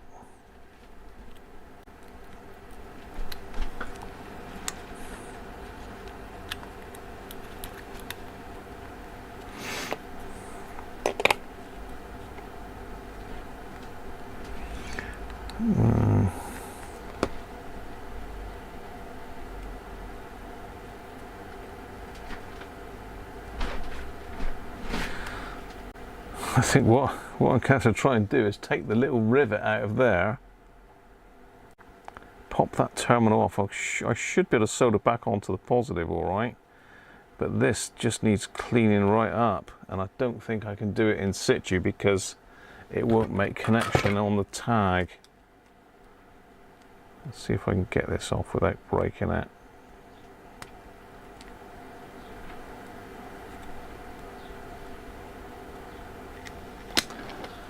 Let me get my eyes on. Where's my goggles?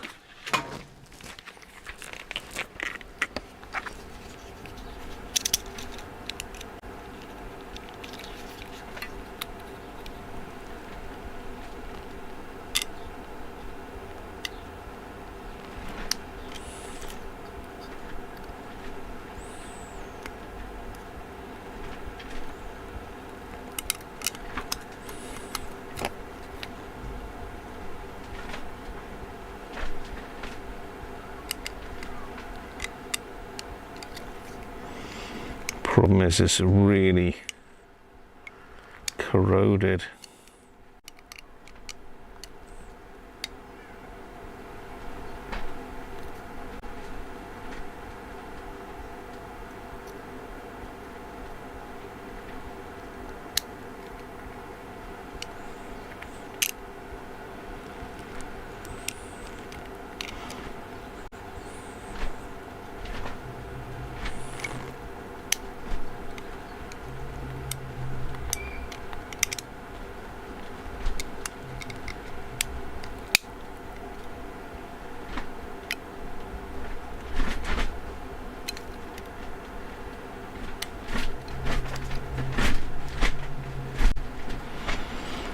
Quite warm in here now, must admit, but the wind is going for it out there. So it looks like that's cracked as well. Is it going to come out? Is it going to be good? Are you going to be good to me? There's going to be a bit of hot gluing going on afterwards, that's for sure.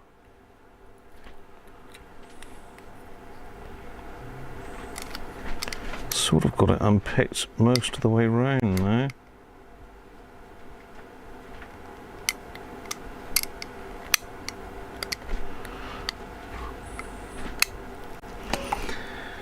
Right, let's unpitch the rivet. Let's see if we can't get the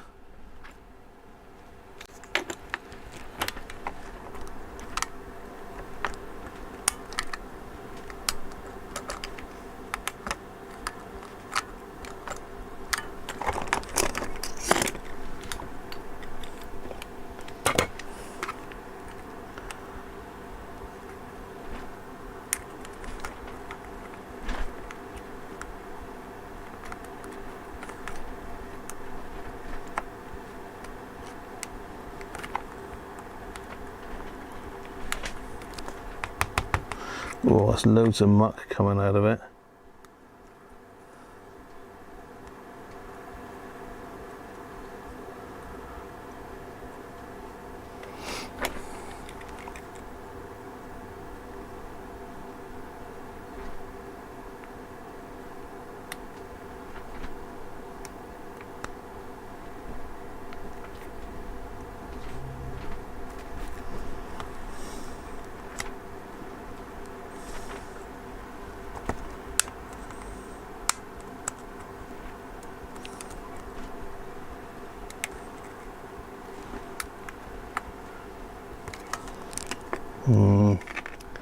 I don't think it's going to come out in one piece. It's The side cutters on it, give it a final lever. No. Well, it's out, but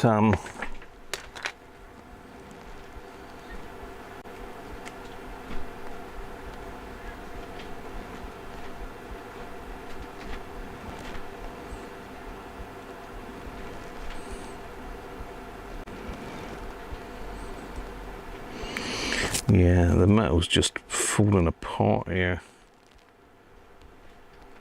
No, let me have a think. Let's have a think, Graham. You can do this. It's not that hard, is it?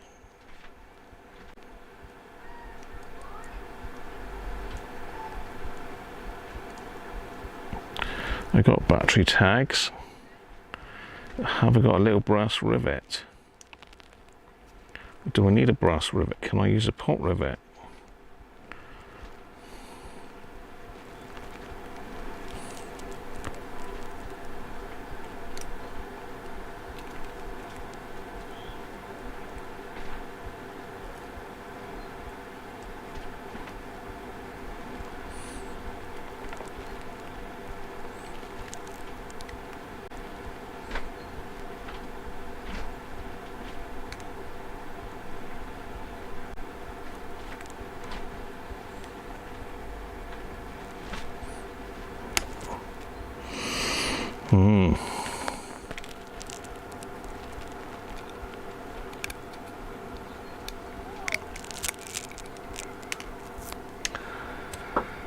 Well, that's it out.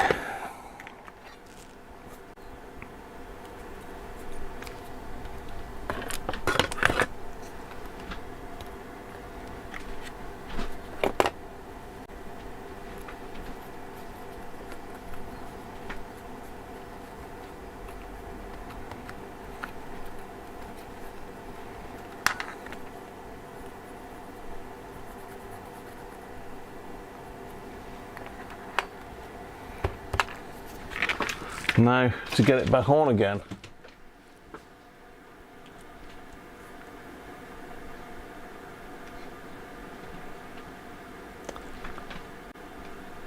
What we're doing?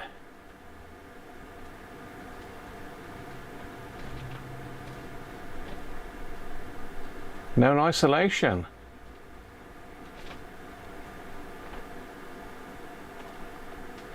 No worries, Rich.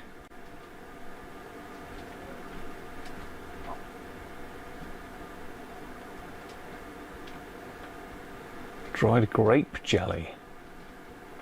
Dids. You hear beer, yeah? I spilt beer on the table. Let's put me back. I'm back there. Look. Right, so I have got a big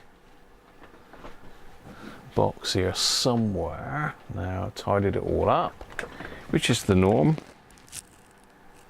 It used to live under there, then I took it out of there, put it over here, and now it's not there.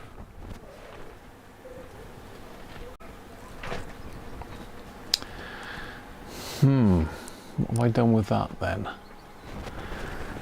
That was my like 3D printing box. God, look at the screaming. Can you hear that screaming? Does my head in.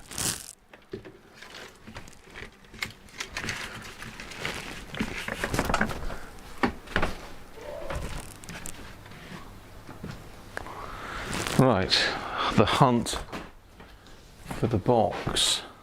I swear I didn't take it in here.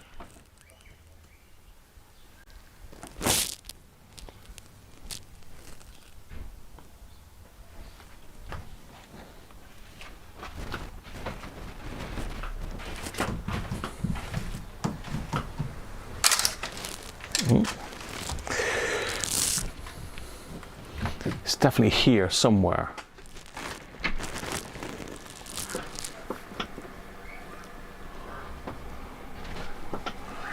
Ah, it's right in front of my face. That's why I couldn't find it. It's got lots of battery connections and terminals and stuff in here as well.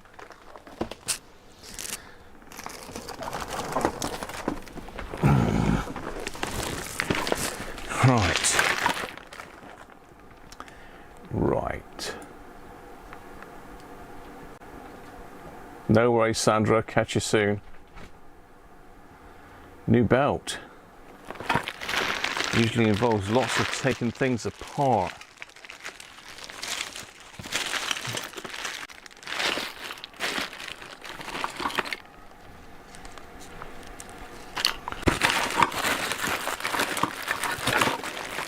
Shame it's not a 9-volt, wouldn't it? It would be ideal then. So let me pop rivets.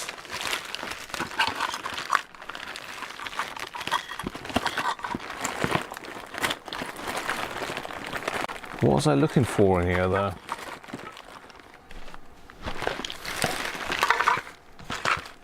More pot rivets.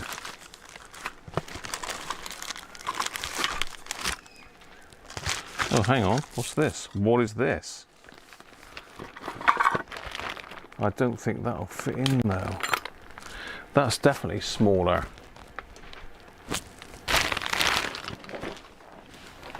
Oh. Right, bear with me. I'm going to nip to the loo a minute. I'll go out and strangle some children as well when I'm at it. Only joking, of course. But they're making hell of a noise.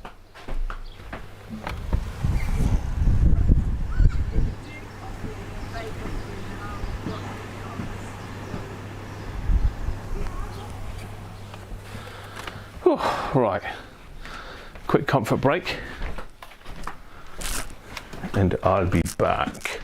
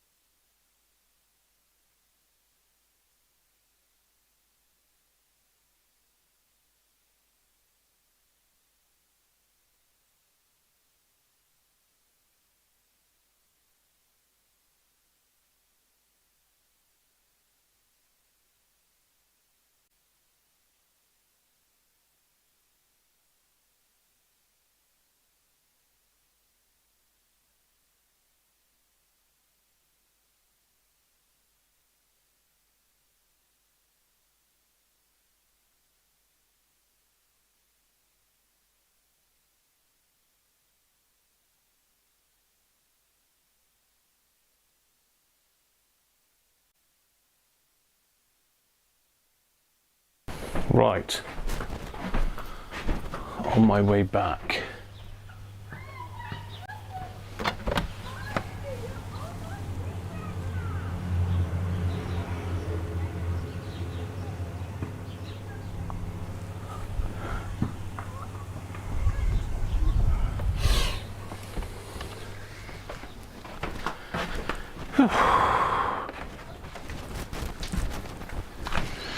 So I wonder, oh, just bashed the microphone, hopefully it's still working.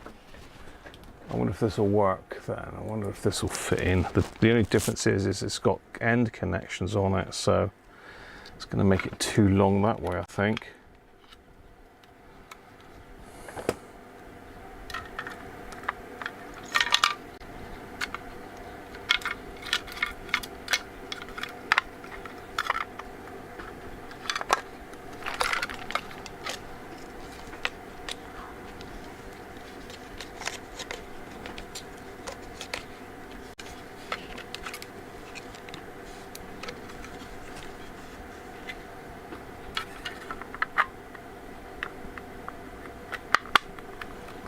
It fits.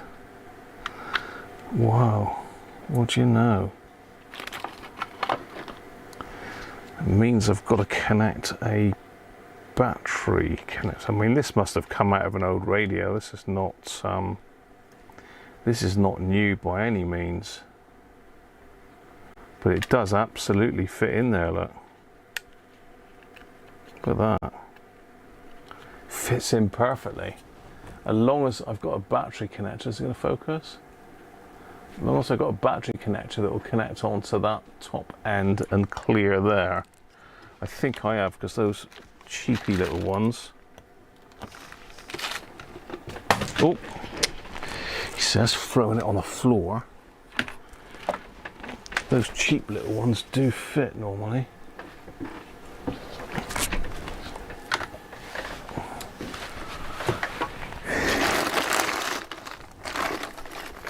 Yeah, one of those will fit, I reckon.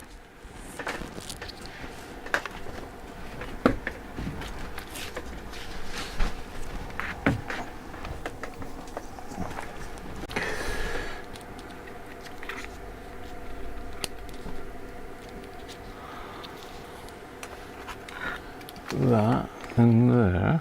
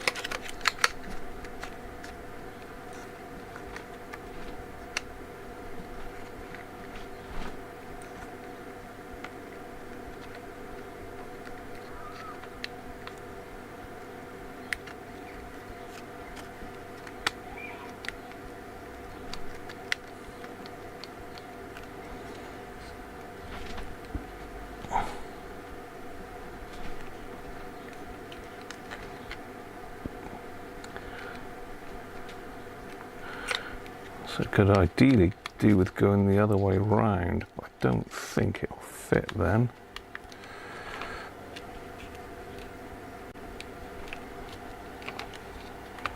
I don't think it'll fit with a battery in it. Let me get a battery a minute.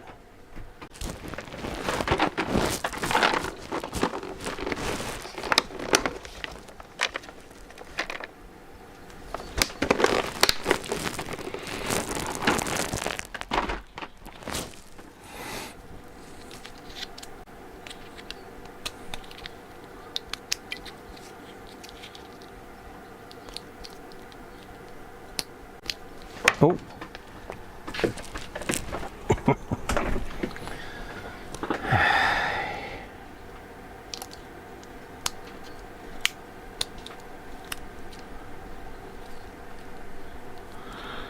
So will it fit that way around with a battery in it?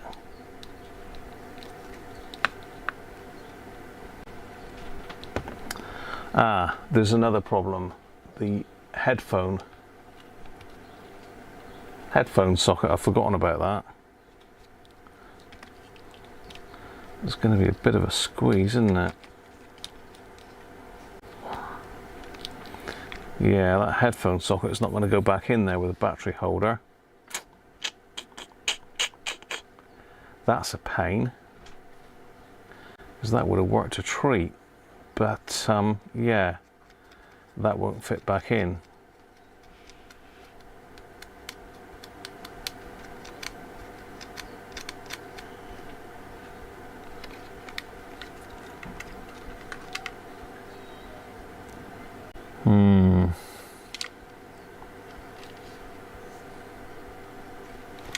Still don't know what the hell this thing is. What is that?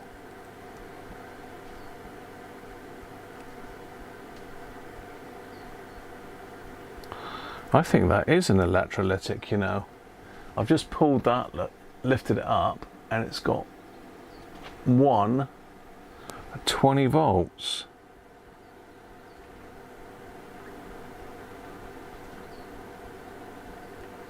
And it's got a positive. Is that 1 microfarad?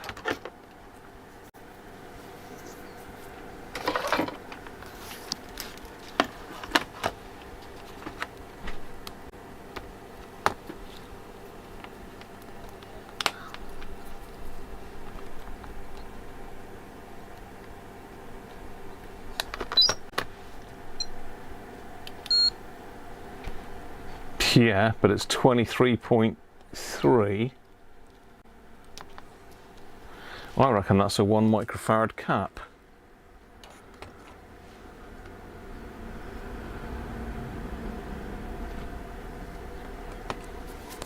Let's see if I can put a miniature 1 microfarad in there.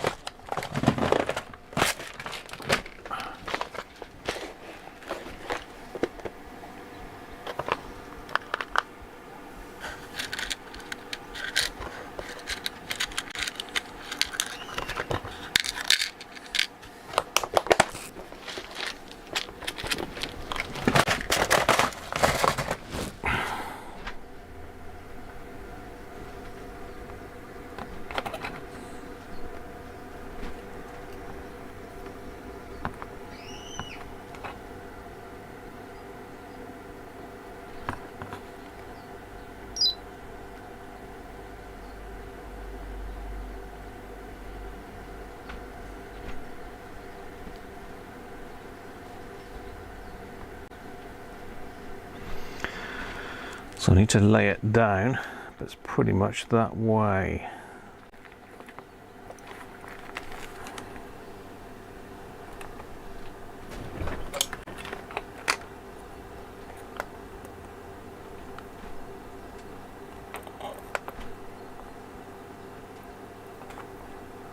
So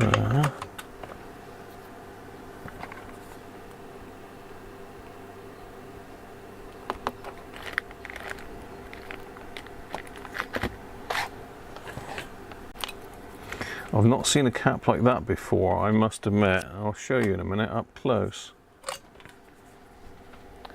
Let's find some tweezers.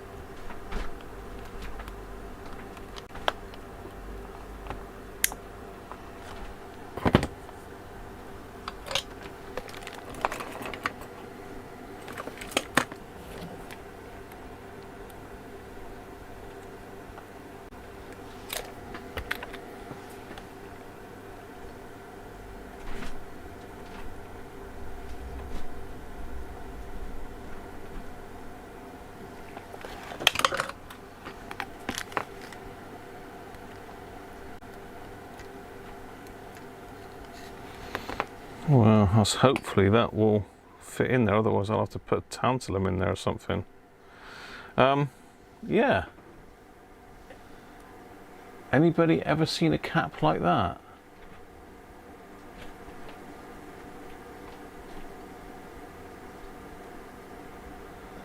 I mean, it's got a really high ESR. Right, it did have when I had one leg lifted. Let's just pop it back on again.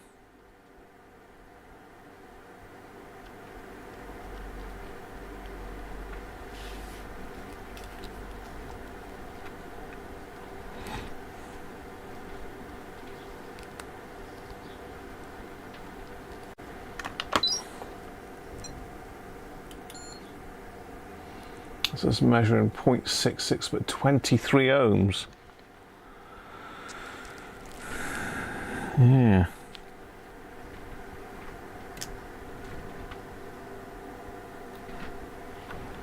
Which I'm going round in circles with this, aren't I? Because I'm supposed to be doing the this wire. Let me just. I'm doing everything. I'm going all over the place. You're not telling me, are you? Say, Graham, sort yourself out. Right, let's get this wire done. This crispy wire. So it goes from there.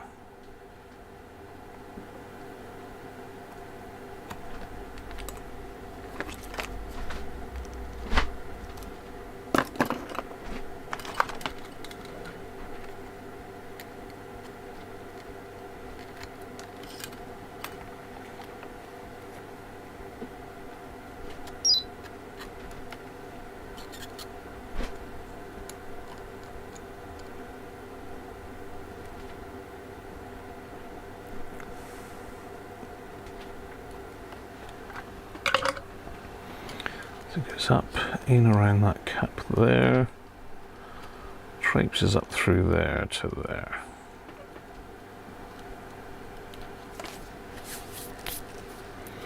Right, that's that wire done. That's that cap done there. Right, now we've got to sort out what the hell we're doing with this battery compartment situation. Because we can't go with that because it's going to foul the external speaker connection. This won't foul the external speaker connection, but it's too high to go in the case, I think.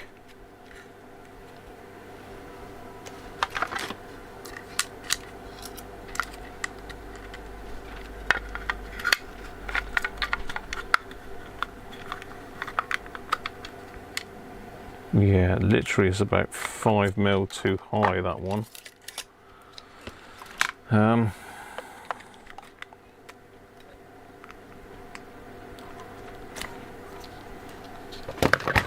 So potentially we're back to this. But this is not looking good.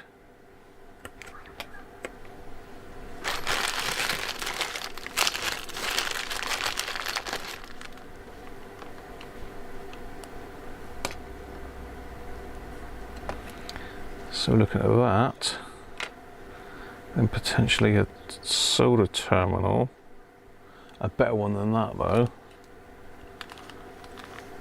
and then pot riveting it back in there.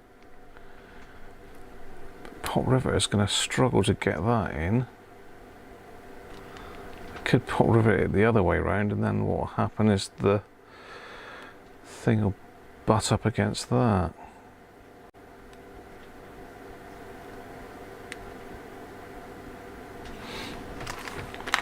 See if we've got another terminal. Apologies if I'm rambling. Yeah, there are no clips on the original. There was a schematic, but it was a bit ropey, to say the least. See if I can find it.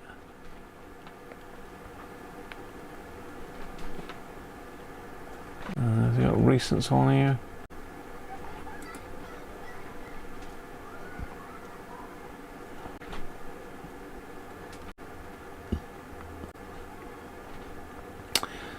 Yeah, if you look it up on a Radio Museum, they have got a schematic on there. I didn't download it for some reason.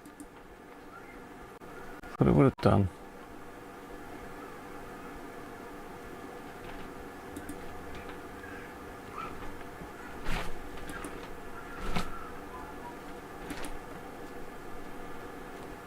Yeah.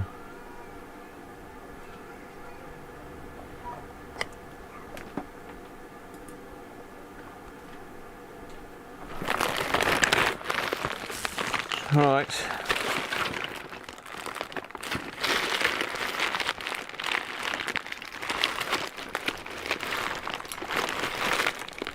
Somewhere in amongst this, is there or is it in here? I've got some little battery terminals.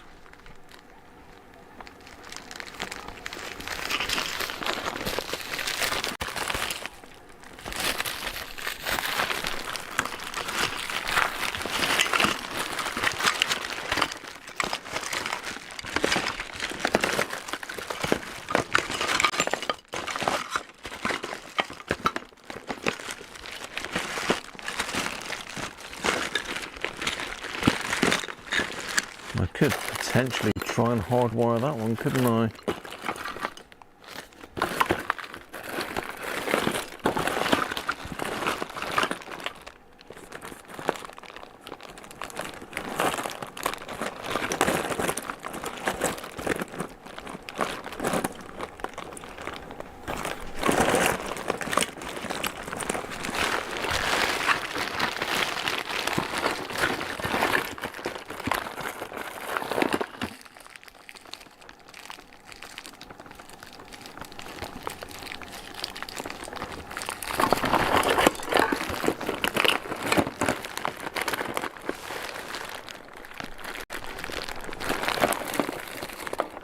So I don't know what the hell I've done with my little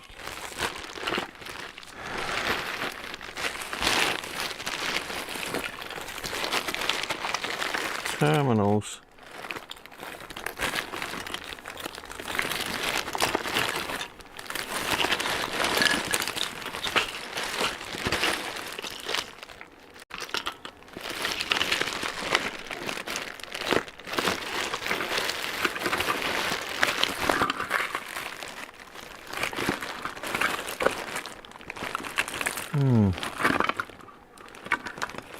I just don't know. Oh, spilling washers out everywhere now.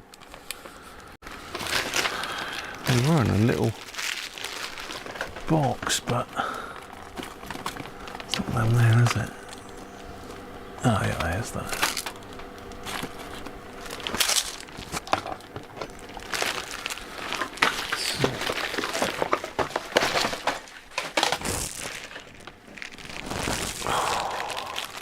So I've also found some little brass rivets. I don't think, no, they're too big. They are too big.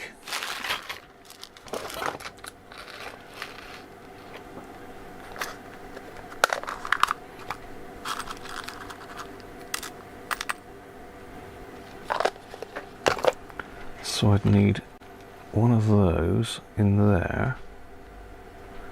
That would stop that going through the hole. It'd give me something to solder to.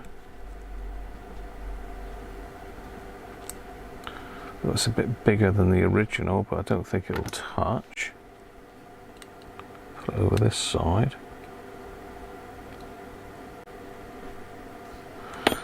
I need a little washer in behind there to stop that breaking through. Something like that.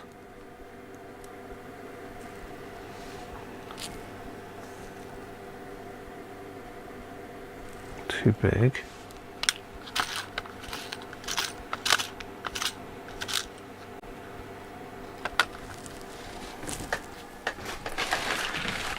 I'm just thinking out loud, people. I'm just thinking out loud. Need little swans, little star washer things, that's what I need.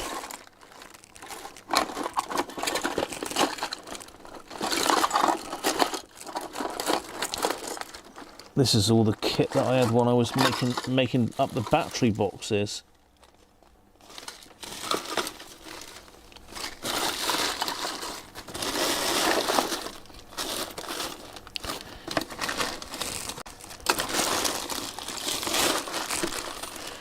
Which other people have come up with much better ones now, so.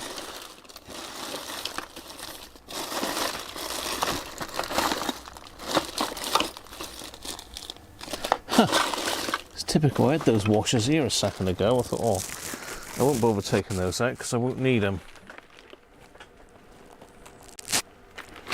Some little tiny star washers come in handy for locking stuff like this together.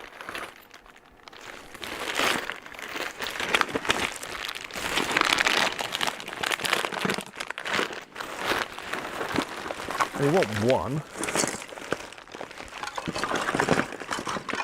Surely there's some loose in the bottom here. They're forever falling out.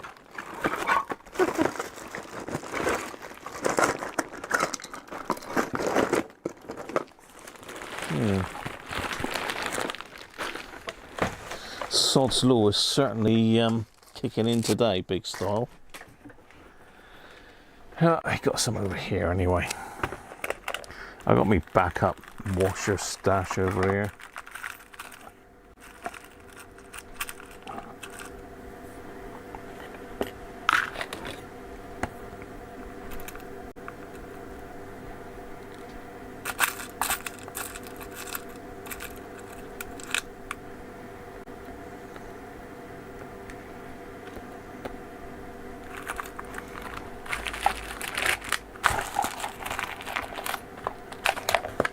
Right, let's zoom you out a bit. We're in a bit close, aren't we? We're in a bit close.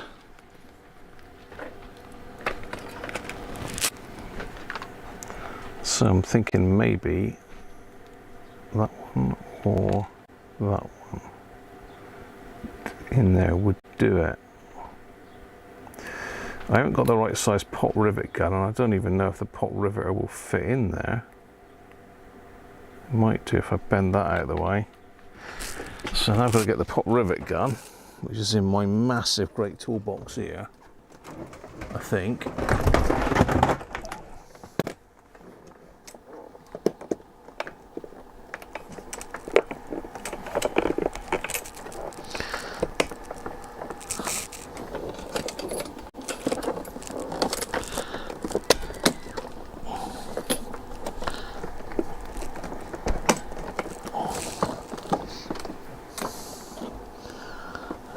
It's not on that side. It's going to be on this side, isn't it?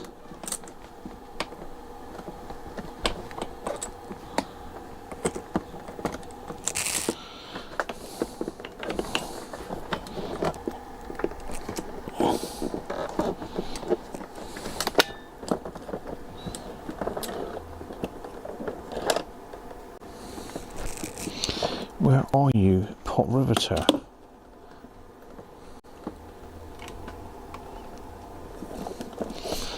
You're not in that side.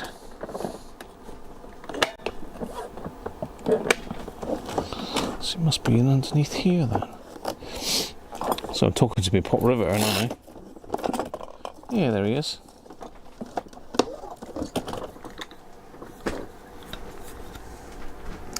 Now this is make or break now, really. It's either going to work or it isn't, and I'm going to break it. Literally. Because this doesn't look good. Oh, put rid of my finger on then.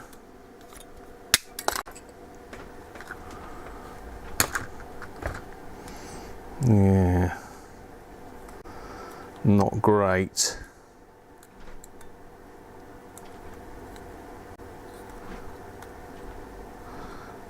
It's definitely opened up that crack that was in it.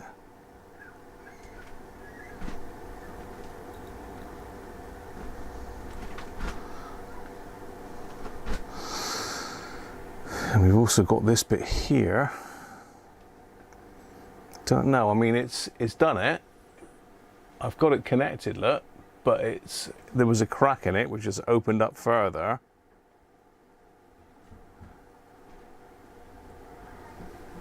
Nothing that a bit of hot glue won't sort, but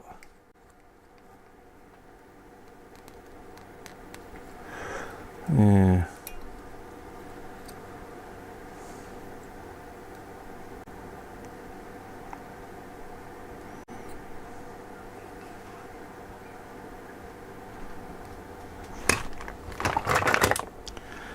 And we need to cut that off.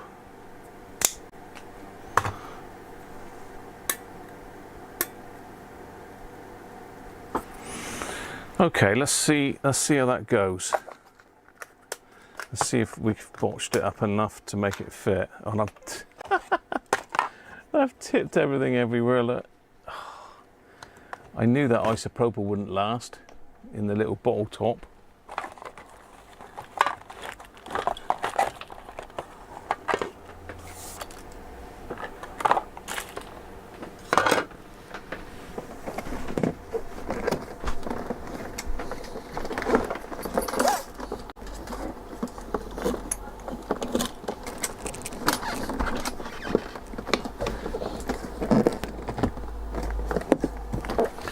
Try and do this case up again. It's one of these big engineer's cases. I don't know if you've seen them, but no, it's never going to do up ever again. I'll have to lie down on its side to do it up. It's a Nipex engineer's case. It's one side.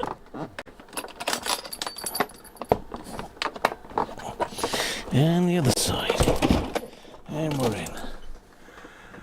Whew. What a game. Hot glue gun at the ready. Now we've got to do some wiring. We need some wire. So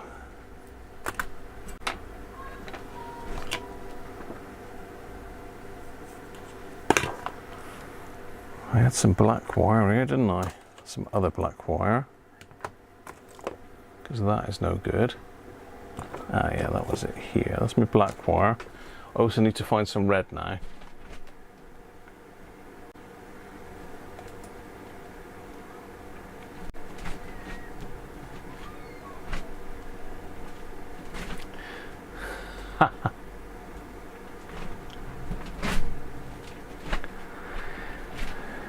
Yeah, I mean this is not going to last, I don't think. I mean it will hold with hot glue, there's no doubt about that. I don't know how long for, but I should be able to solder to it, I'm hoping. And it should make a decent electrical contact. A nice big blob of hot glue will sort that right out. Oh dear.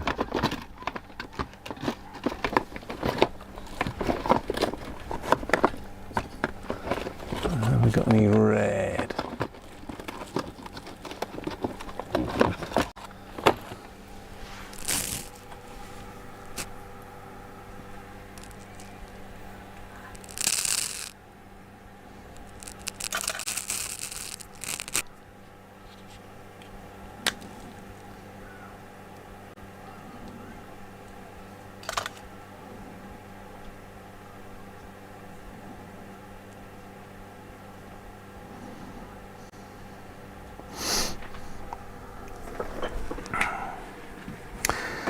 Yeah, see, this would have been available as a solder through, you know, originally.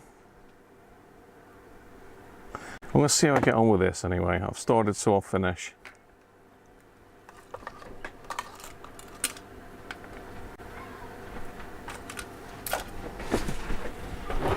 Ow.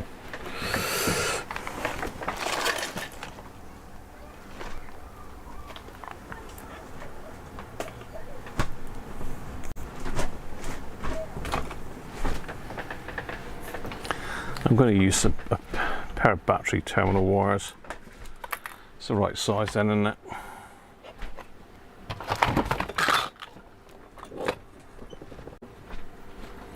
My bench is swimming in alcohol, but it's gradually evaporating.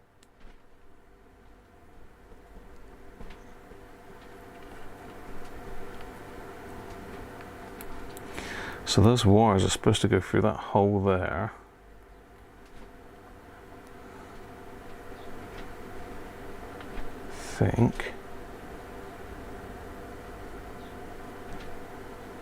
I think that's where the issue is, because they weakened the wires by them going through that hole. Do they need to go through that hole, or can they just pop over the top, I wonder?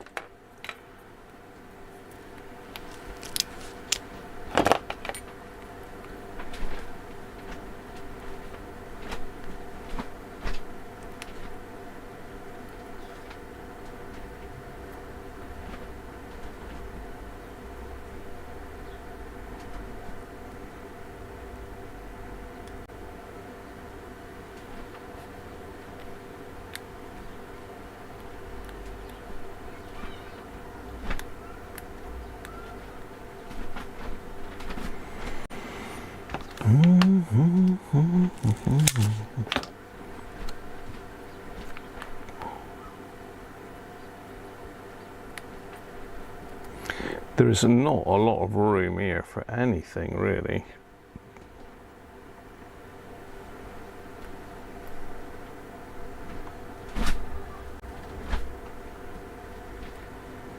But ideally they want to come through that hole. Ideally.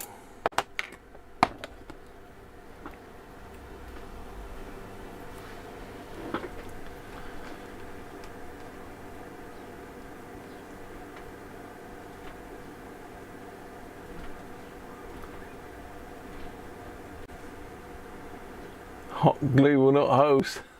I'm going to use a cable tie as well, though. I think this could be a cable tie hot glue combo.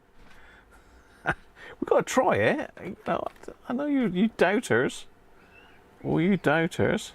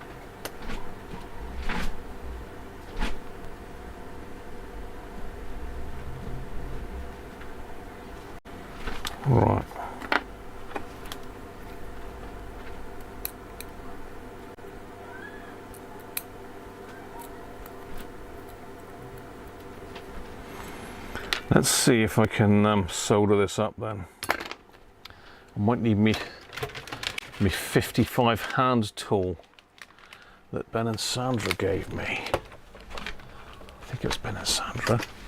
Get the 55 million hand tool out.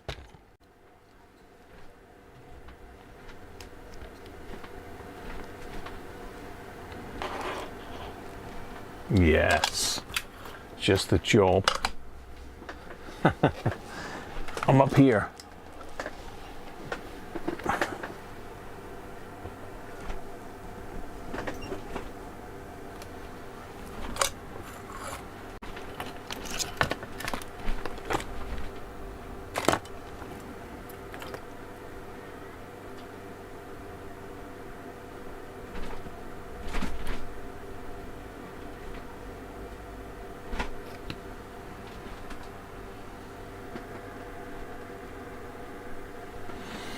That's all now.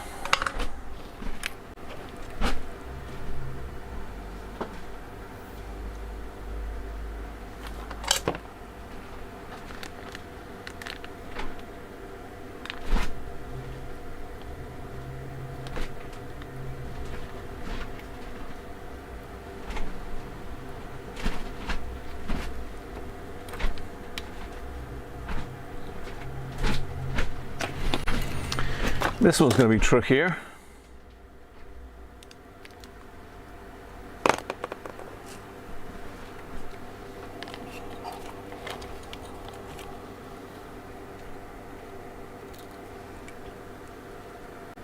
Where's my eyes gone? I can get my eyes on, I can't see nothing.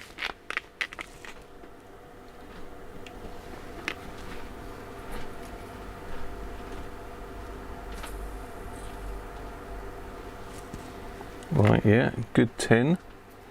That was a good tin. Let's get the 55 hand tool out again. Let's put that away because I burned myself. I must have burned myself last night on the barbecue.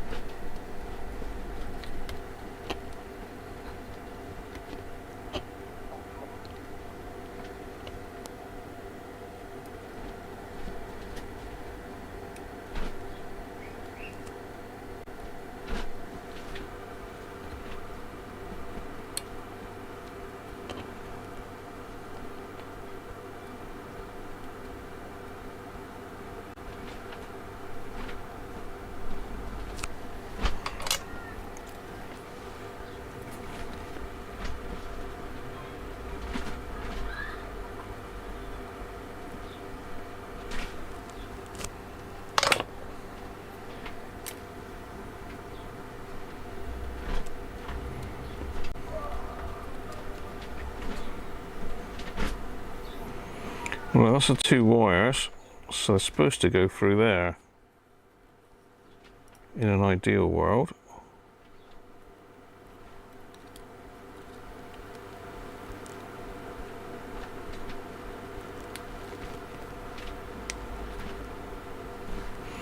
Like that. That's how they're supposed to go.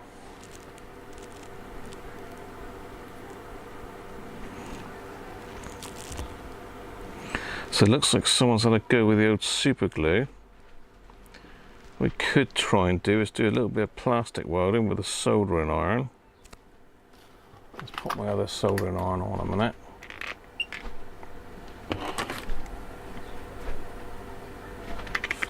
A little bit of plastic welding to hold them in place. Then a bit of hot glue to seal the deal.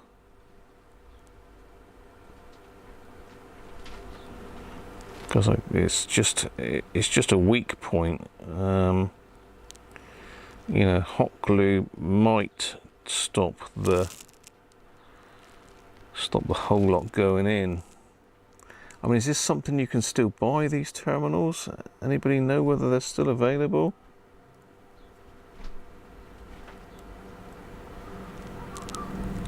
I don't even know what you'd call it. What would you call it? Like a skeleton?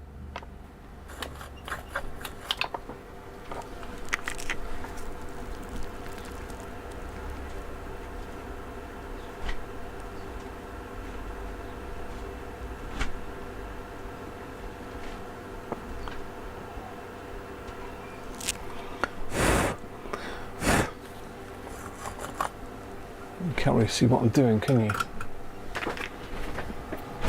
Can't really move too much because I'm gonna lose track of where I am. Right, so that's that side. Sort of welded a little bit. Trying to burn my...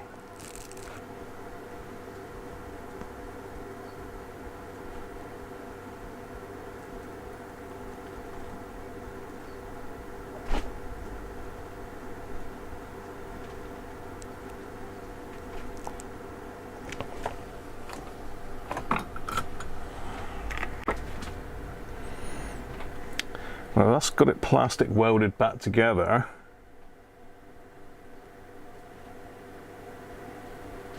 It's not going to be enough to take the strain of the battery terminal though. Could hot weld that together as well.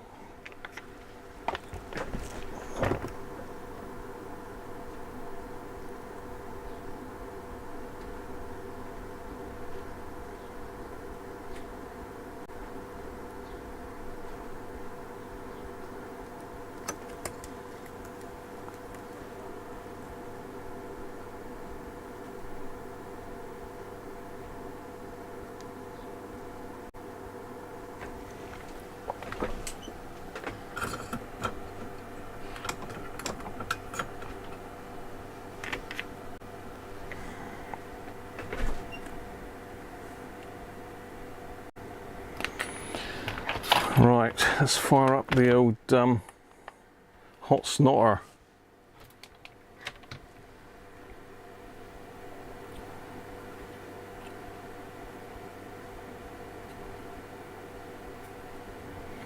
See if we can't snot a whole lot of snot up this one.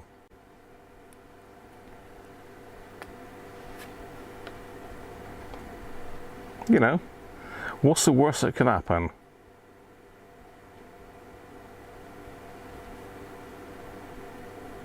I was thinking of trying a cable tie, but I think that will make it too wide. Let's put that way so it doesn't drip all over me.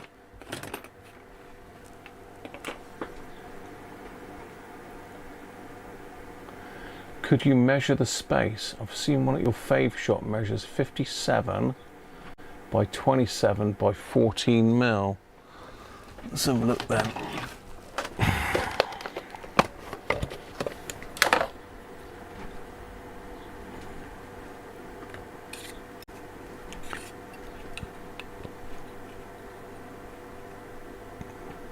So it's 57 that way.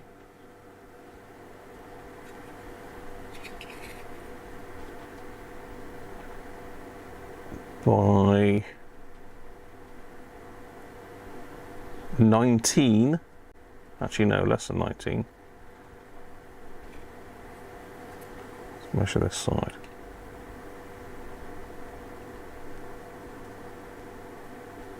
Yeah, 14 that way. 14 mil that way. I don't know, I got 19. And that is 22 mil. So 22 by 14 by 50, 56, 57, something around, somewhere around there. Right, Operation Hot Snot, here we go. Always get myself burnt with this blimmin' thing, don't I? Silicon matte, no burning. So I want a bit of hot snotch around there.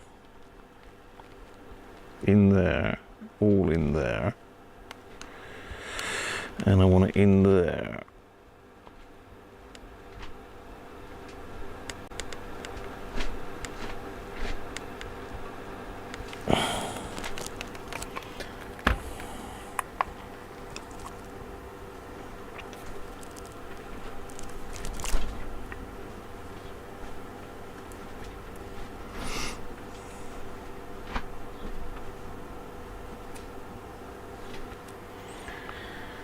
Right, let's let that thing cool down and I'll get it out of the way. Operation Hot Snot is complete.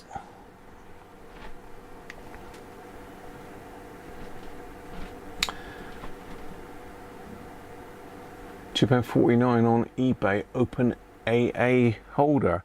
And is that one with the wires already on it, Anthony? If it is, that could be the cure. Tell you, this hot glue's not very good, you know. It's Bosch as well.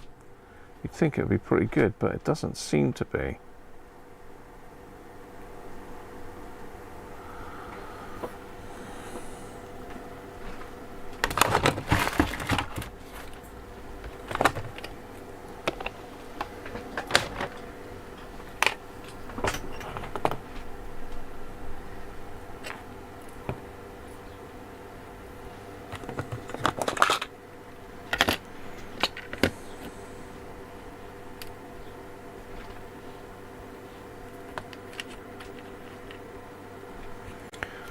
So let me have a look. That goes in there like that. Where's the hole for the wires? Over there. So that's got to sort of be like that.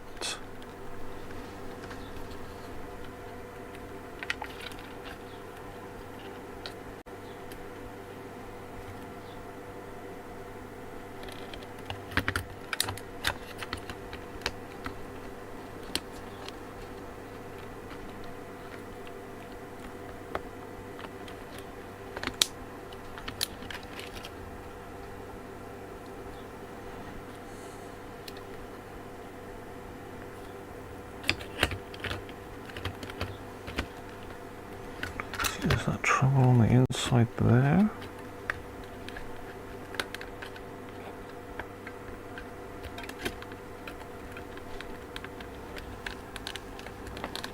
Open there.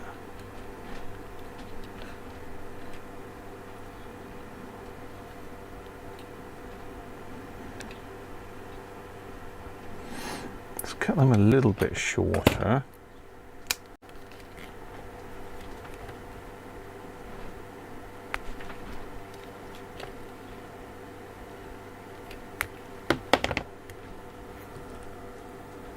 For my glue battery holders. Oh, okay, thanks Anthony, that might do the job then. I mean, this is not gonna last not gonna last the test of time, I don't think.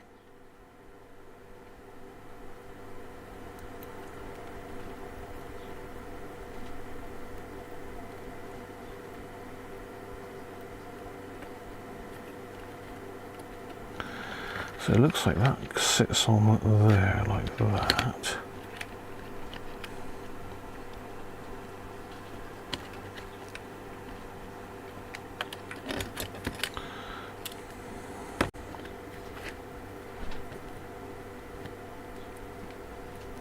We tie the obligatory knot, because it won't pull back through the board.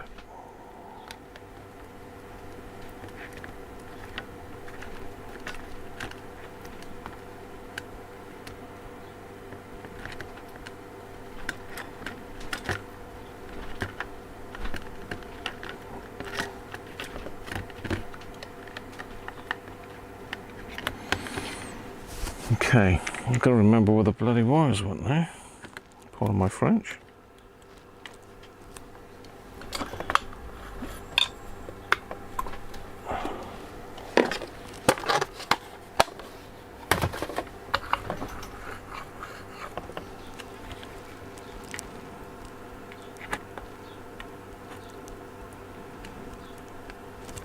That one definitely went on there.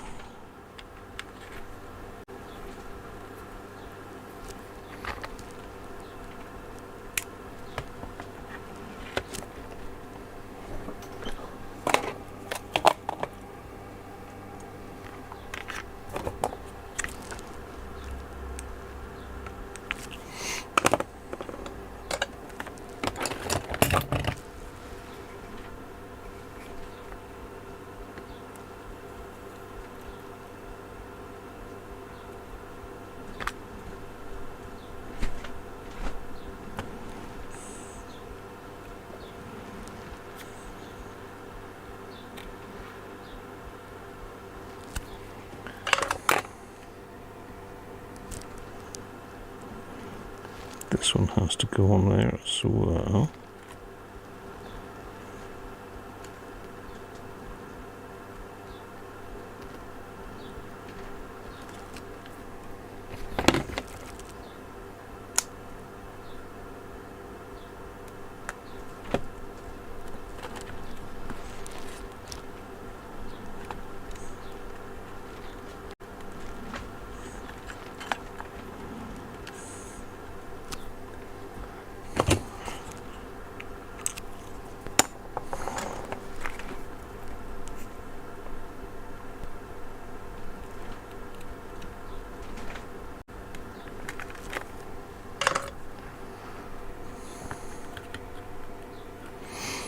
Right, that's a battery terminal in. Gotta sort this lot out. So that went to there, I believe.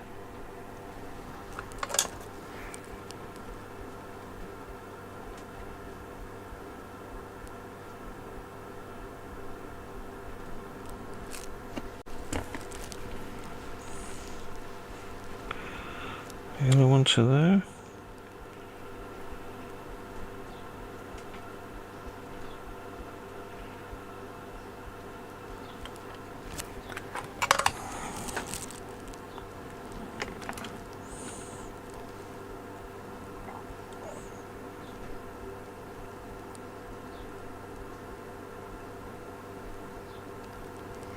Yes, it looks like that broke off of there. Yeah, that broke off of there.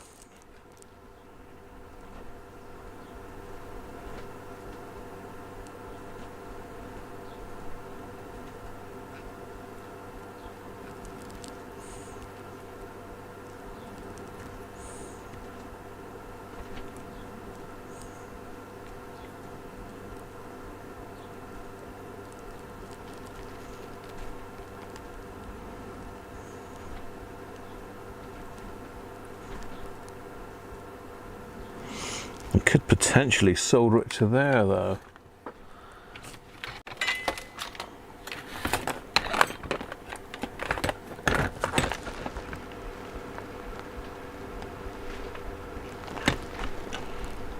If I was to rough that up.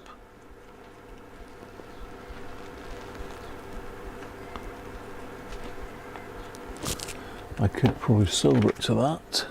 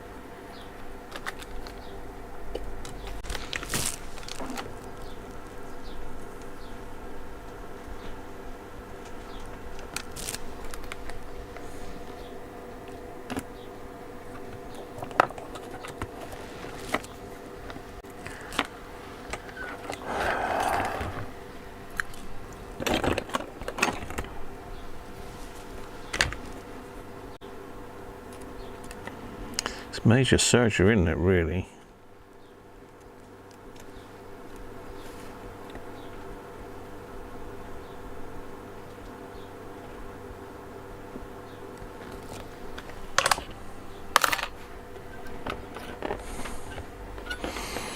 That's that. Now what somebody's done is they've bent the terminals away from each other as well. So more jiggery pokery required. I thought this was going to be a nice easy little fix, this one, but it isn't, is it? It'd be nice if it picks up some stations though, wouldn't it? After all this.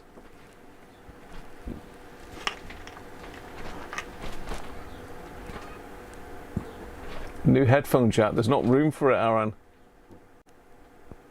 There's not room for a new one unless you've got a real tiny one of these little tiny skeleton ones, because it is smaller than your standard as well. So that's got to go there. And that's got to bend down there. In fact, that wants to bend out of the way a minute. Bend this one down.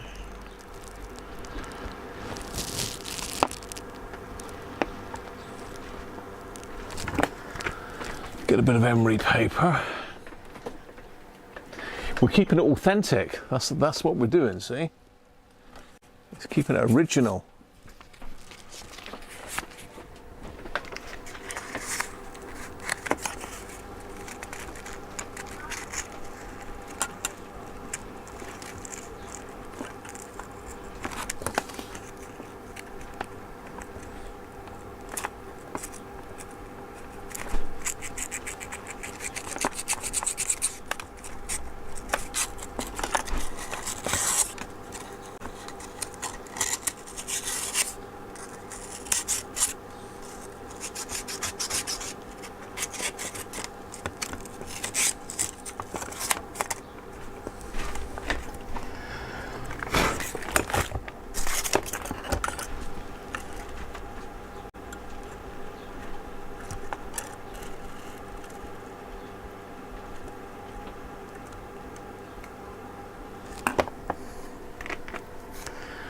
Right,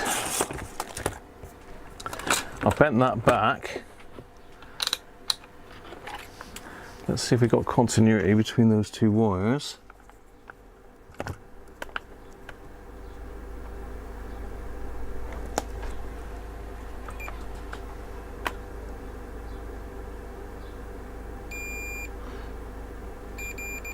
Yes, we have.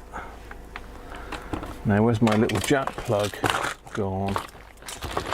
That was here, very handy on the bench, literally minutes ago, and it's now long gone.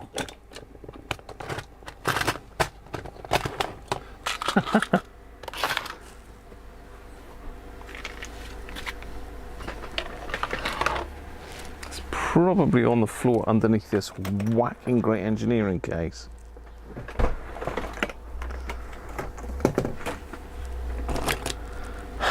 Mrs. Cruncher's home. Oh, you can tell we're nearing the end of the stream. When Mrs. Cruncher comes home, it was nearly there usually. I think we are nearly there. I just wanted to see if this was making and breaking, that was all, but it doesn't look like I've got that little connector, so it's definitely making anyway.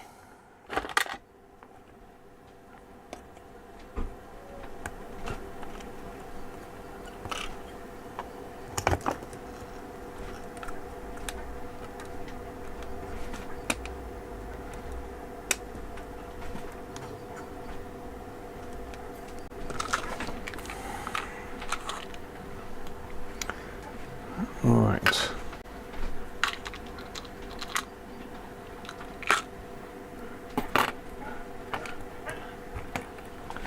You can tell Mrs. Cruncher's home by the noise that Maddie's making. Mind you, it's nowhere near as much noise as those kids screaming. What is going on with that?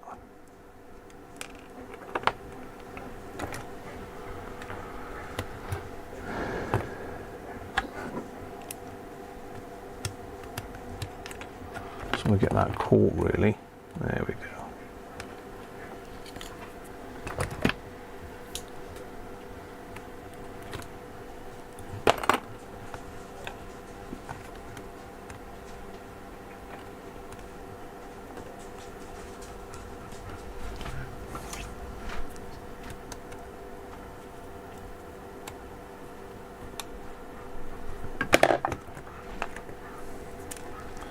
Get this done up. Fried bacon sarnies, very nice too.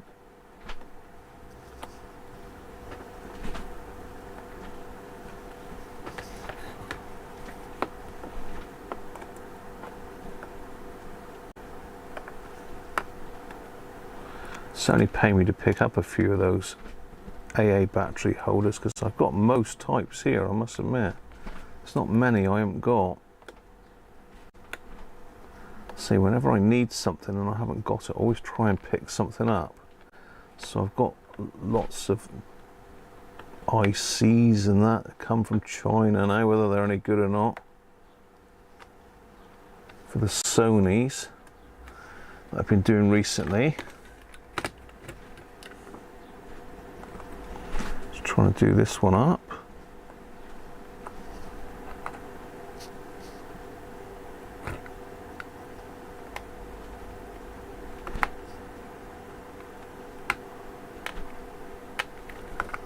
Is that done up? Oh, it's pretty tight.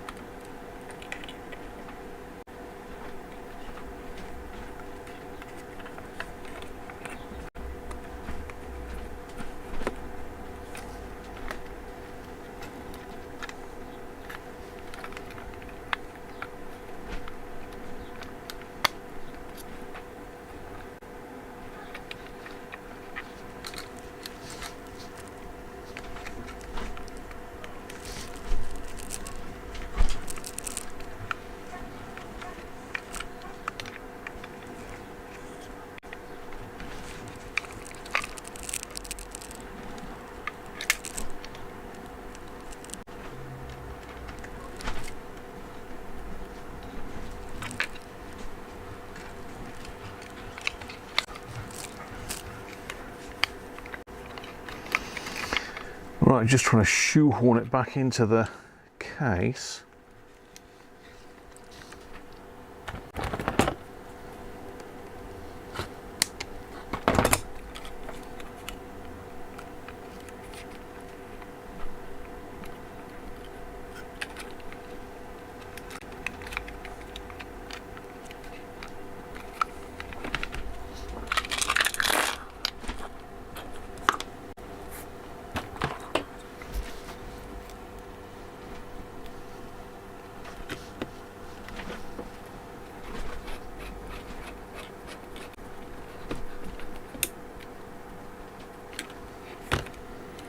One.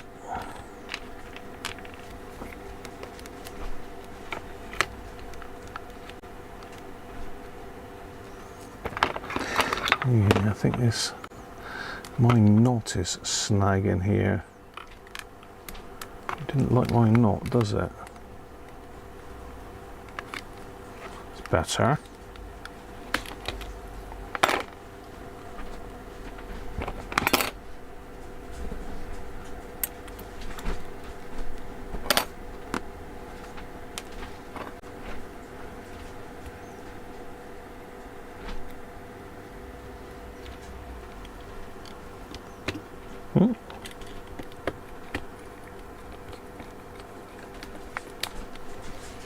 Two. There was only 3 screws in the thing.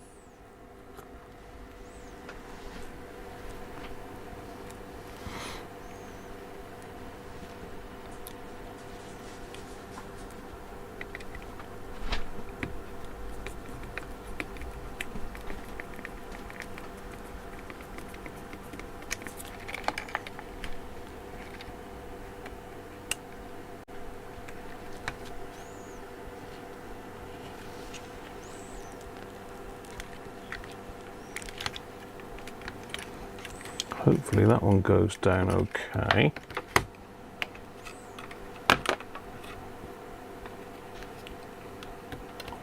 Fit that way. I might clash with that.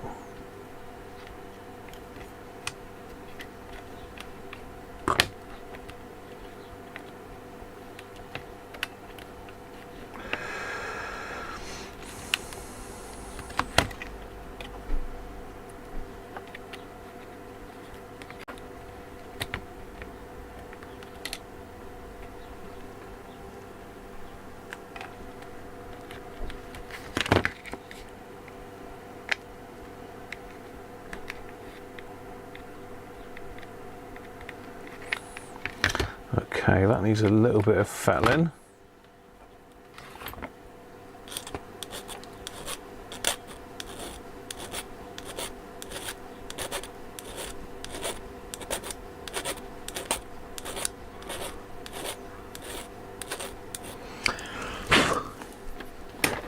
And a little bit of insulation tape.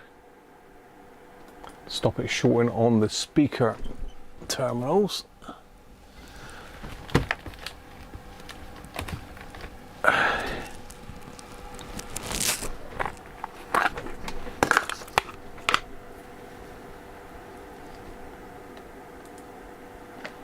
Oh, I'm going over there now. Okay, I don't mind.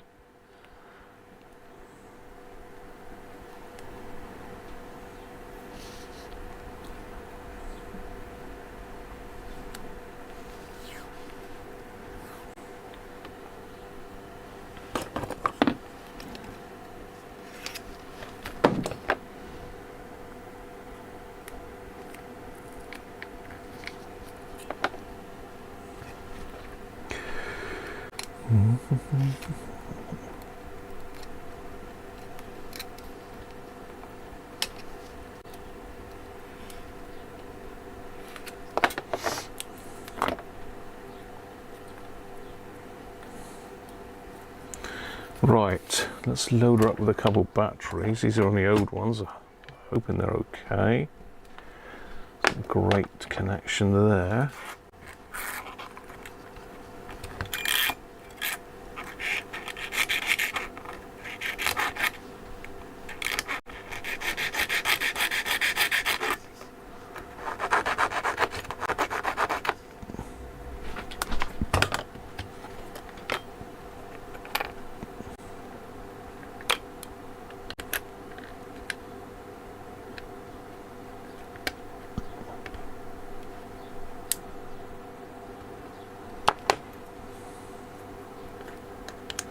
I've got to do some the old, what's the name, spray in there first, haven't I?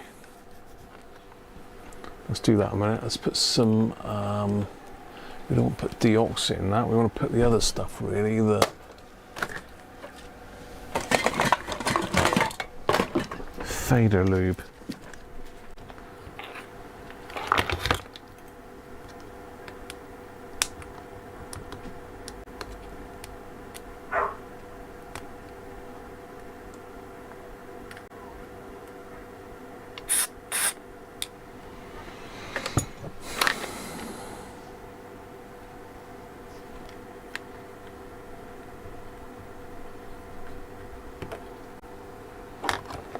Right, so where's that miniature little screw gone? That's the next thing. Where has that miniature screw gone?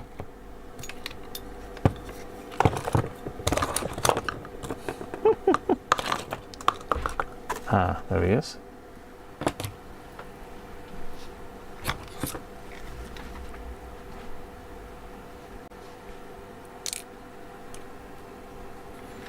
Non-metallic miniature little screw.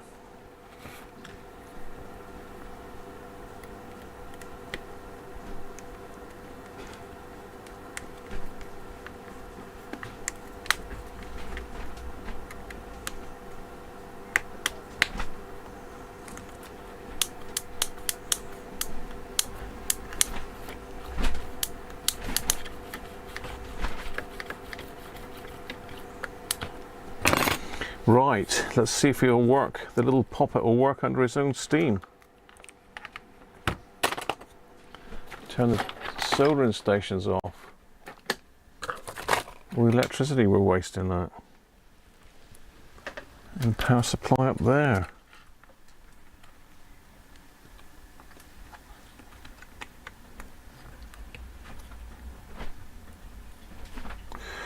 Now, is that hot snot stopping that going back, I wonder, or is it that?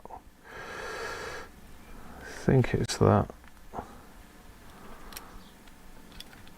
terminal.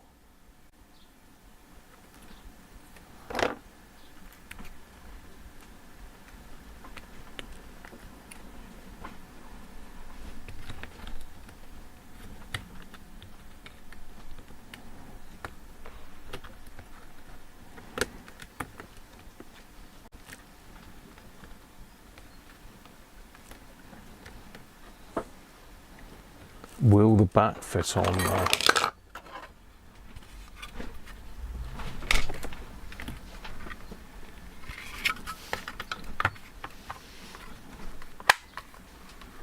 Yes, it will. Will it work? Yes, it will.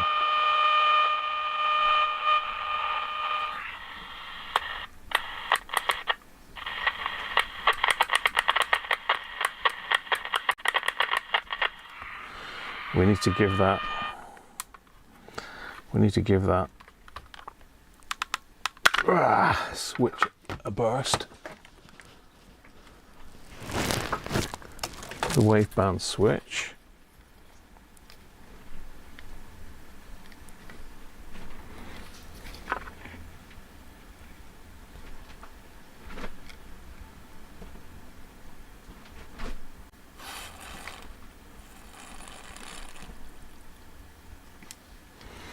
Got to be careful because there's capacitors all over the place there.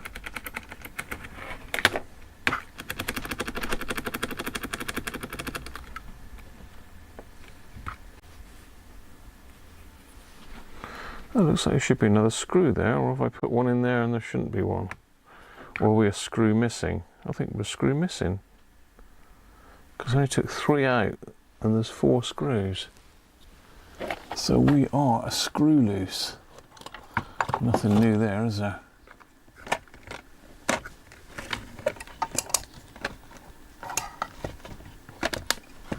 A little tiny self-tapper we want.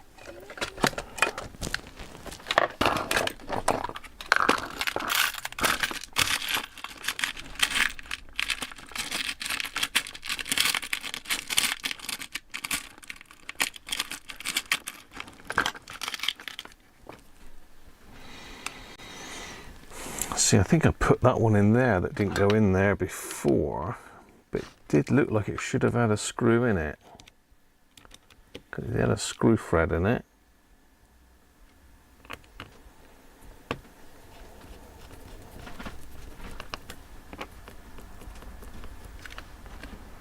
Definitely got a screw thread in it. Look at that one, will that go in there?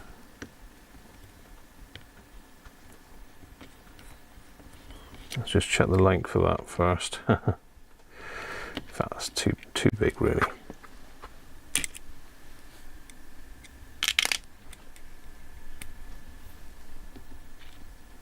Too small.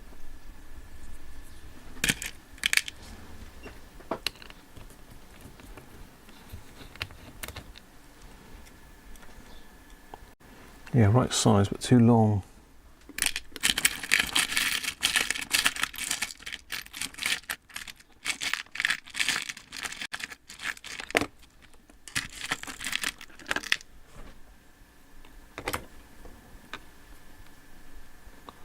Too long, and that's a Torx.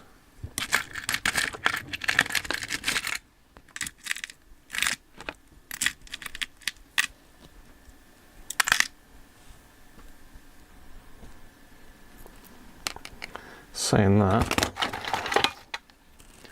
if I got a Torx that will fit it, it's not too long anymore.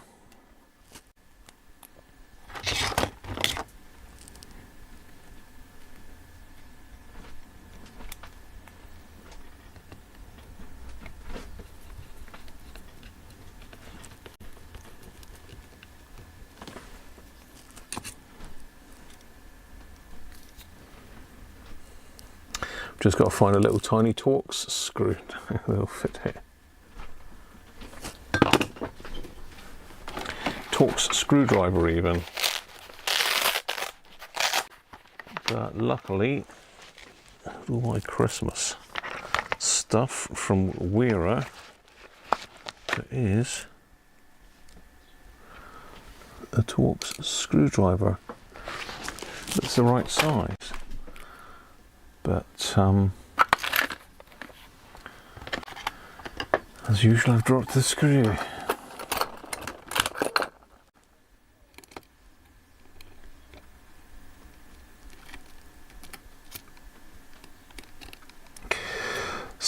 An old vintage radio with a modern Torx screw in it. That'll confuse someone, won't it, one day?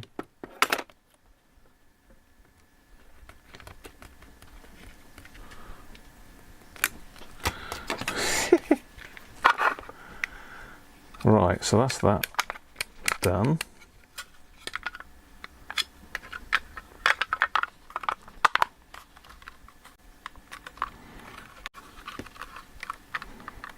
That together. Let's pull some nasty things out. Which one of these? That's the light, I think. It's that one, so it's only the other lights now. Let's stick me over the other side. Let's see if we can't get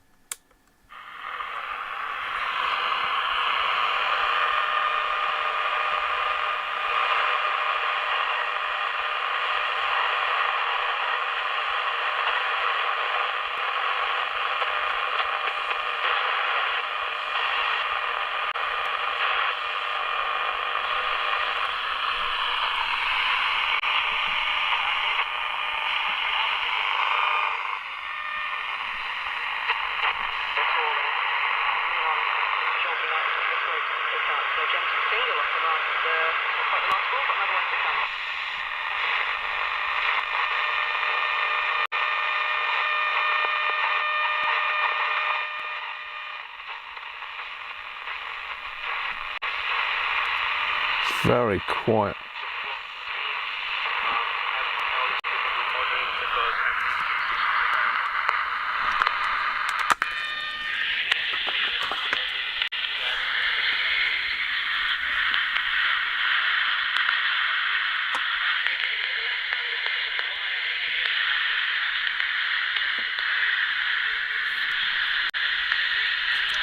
So we should.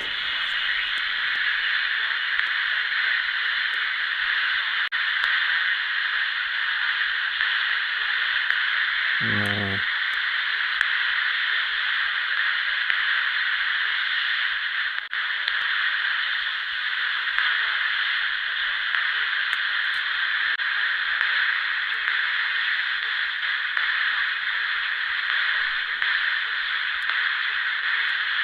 The IFs are making no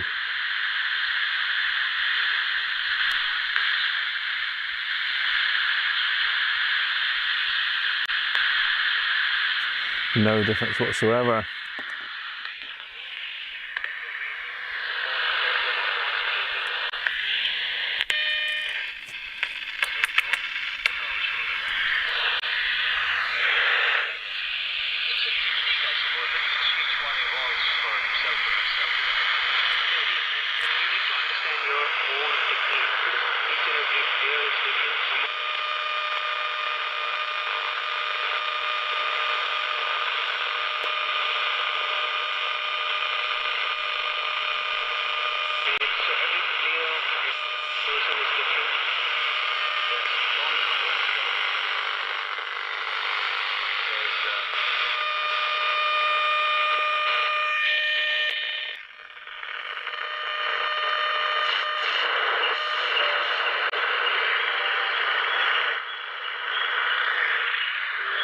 We've got Radio 4 now.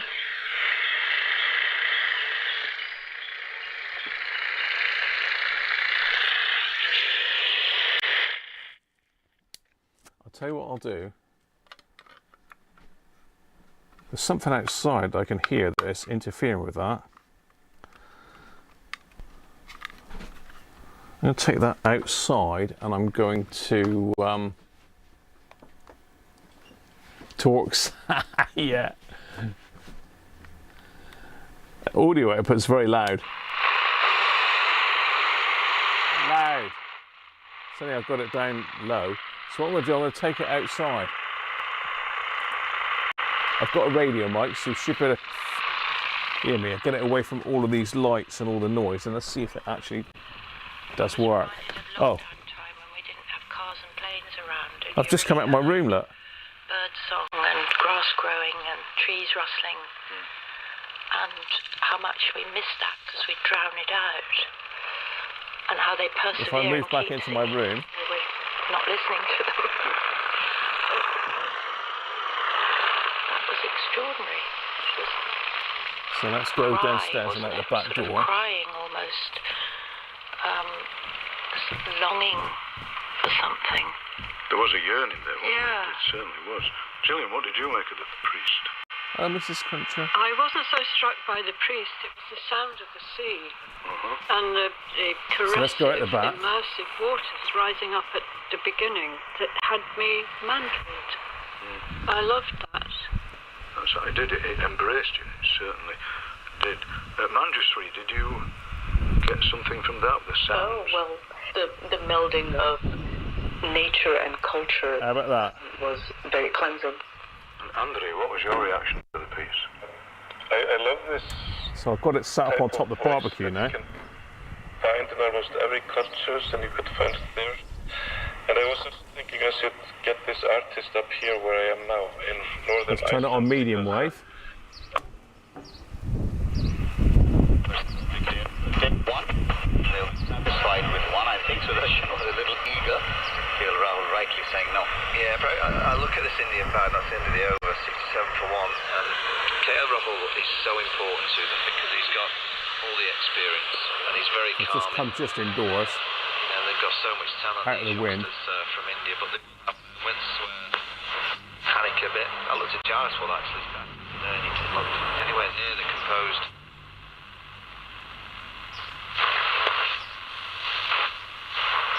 CEF Live 25. Sure, George Clark was an amazing host, but it was all of you who made it incredible. Over 12,000 of you. So, as a thanks to everyone who attended, you surprises lined up. Keep up to date, and while we're at it, let's get started on making CEF Live 27 even bigger and better. We'll see.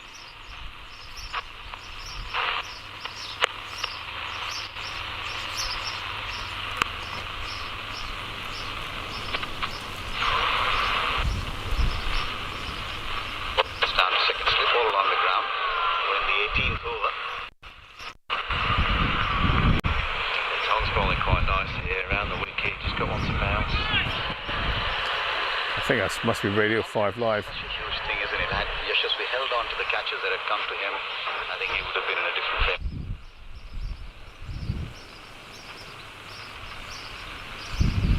Right, he has to wait a bit because of the drop catch.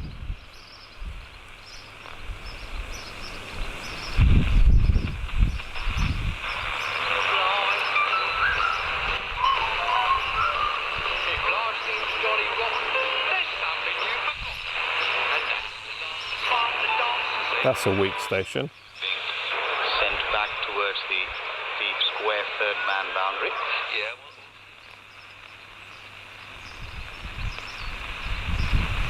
My friend Panda discovered he had a beautiful singing voice. Something nice. We got a record deal. Went on tour. Went platinum in Basingstoke. Then broke up due to creative differences. Right. So that's why there's a panda giving you the finger from across the street then. That's right.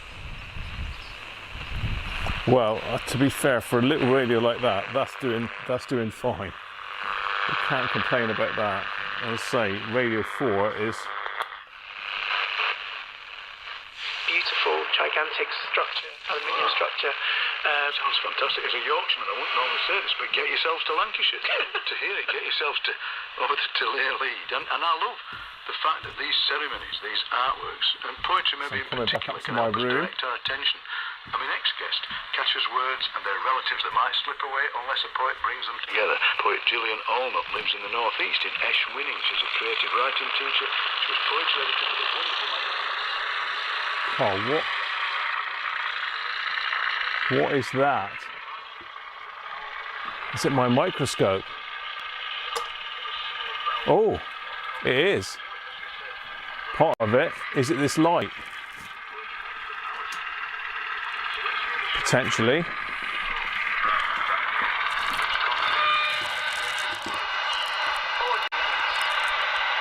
Shyness, common and small. A shrew, a plump soul, Try this light. the cream, No. majestic, merciful, This one. the moon's own soul. No. Must be the queen. Something here is interfering with it, but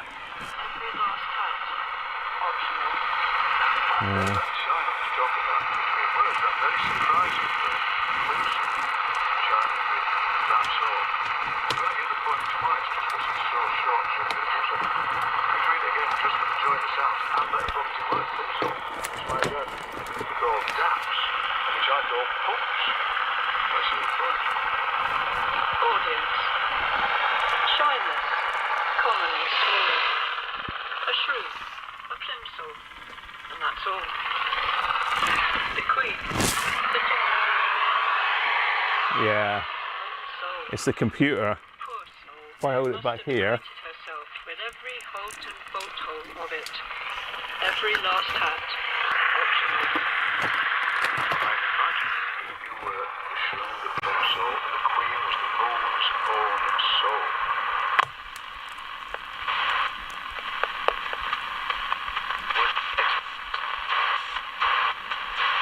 Reaching for it there was Sudarshan.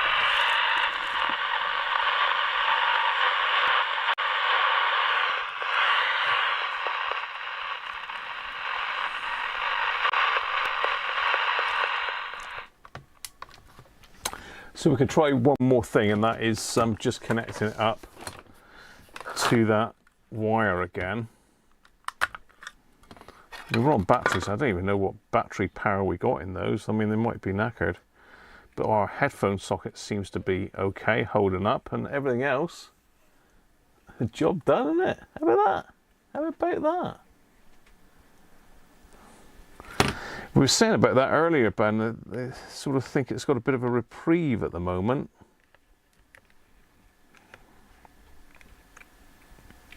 I mean, it might be we could tune this up a little bit better, but it seems to be working okay. Let's just try and couple it in again then. Just a bit of a botchy coupling in with a hookup wire, which I don't know where it is now. Where's that gone? So I could probably couple it in with that loop of mine, couldn't I? I'm rolling the chair all over.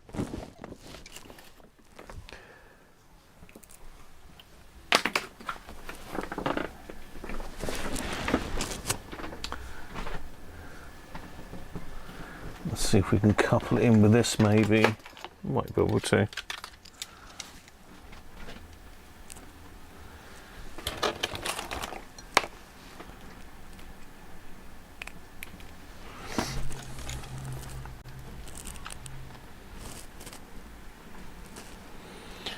Where's the other one? What I've done with that little red wire I had now.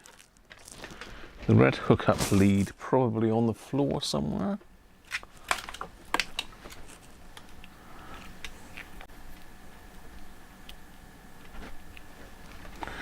Certainly works fine on Radio 4. Medium wave's not so great indoors though. It's alright downstairs, but up here, no chance. So let's turn it on again.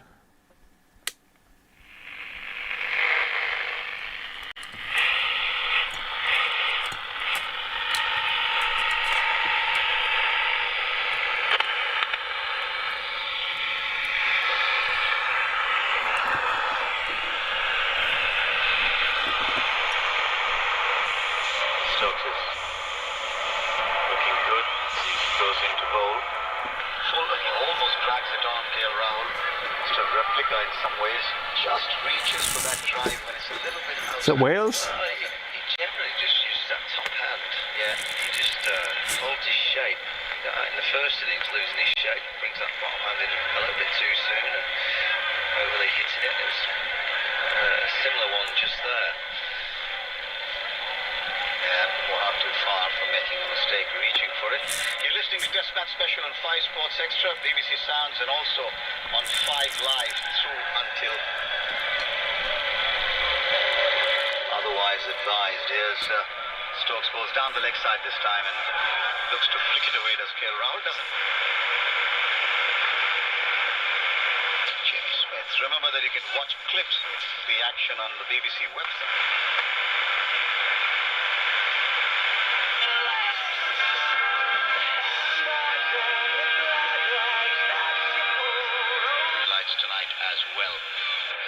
that?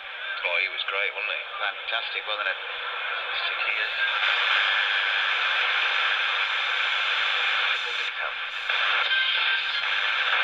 Chelsea can't win their group after defeat to Flamengo, so the best they can do is clinch a runners-up spot. Chances Bayern will win Group C if they avoid defeat against Benfica on Tuesday. Live on TalkSport 2. If Chelsea come through that, Something's going to happen. Yeah, they just seem So to that's be able to get that TalkSport extra bit of and 5 Live. That must be Wales there then. how quickly is Ben Stokes at times. So medium wave with the, sorry, long wave.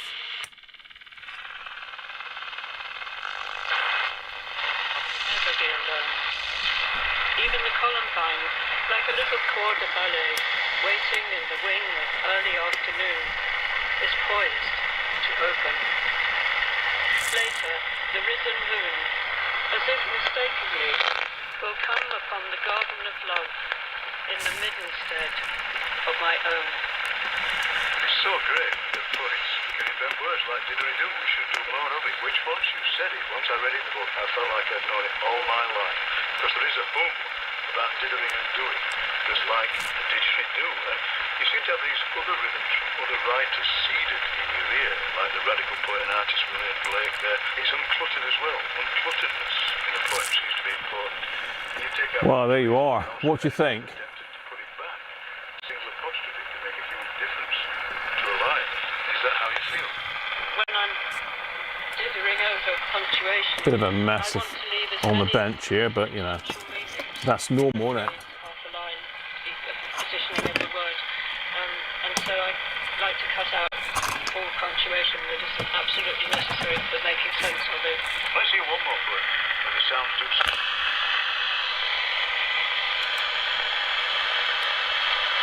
what we've had for the first 2 days. you know, it's under your direction. And is it Ellen Meyer? How else was she then?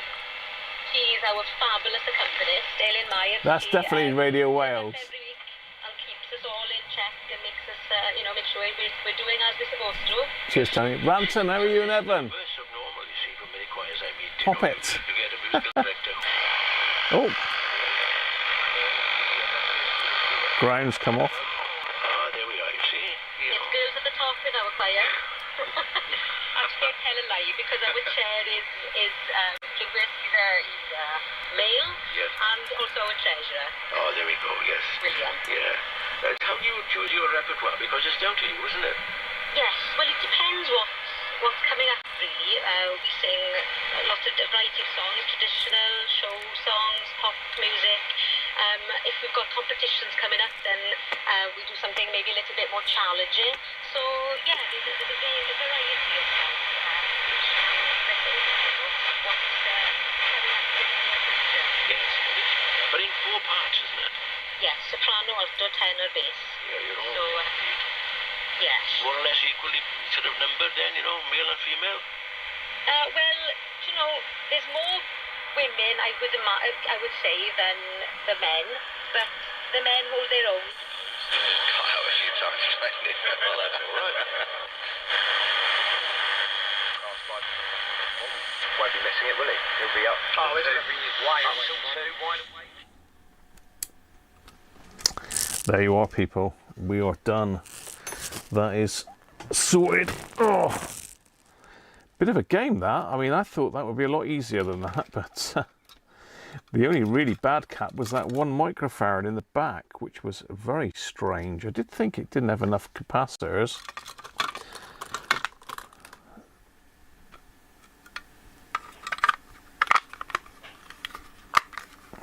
There you are. Lovely little Poppet lives.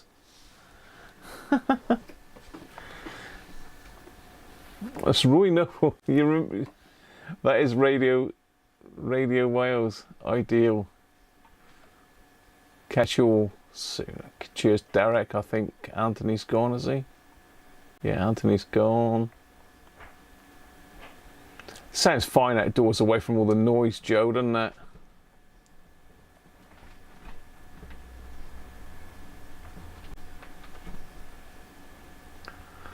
Yeah, I got to turn the computer on, unfortunately.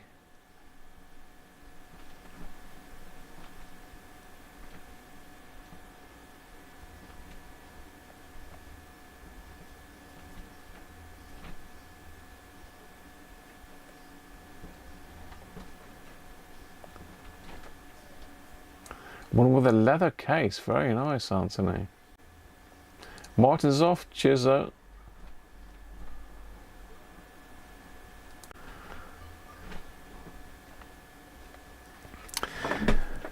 Well, that's pretty much it now, people, from me.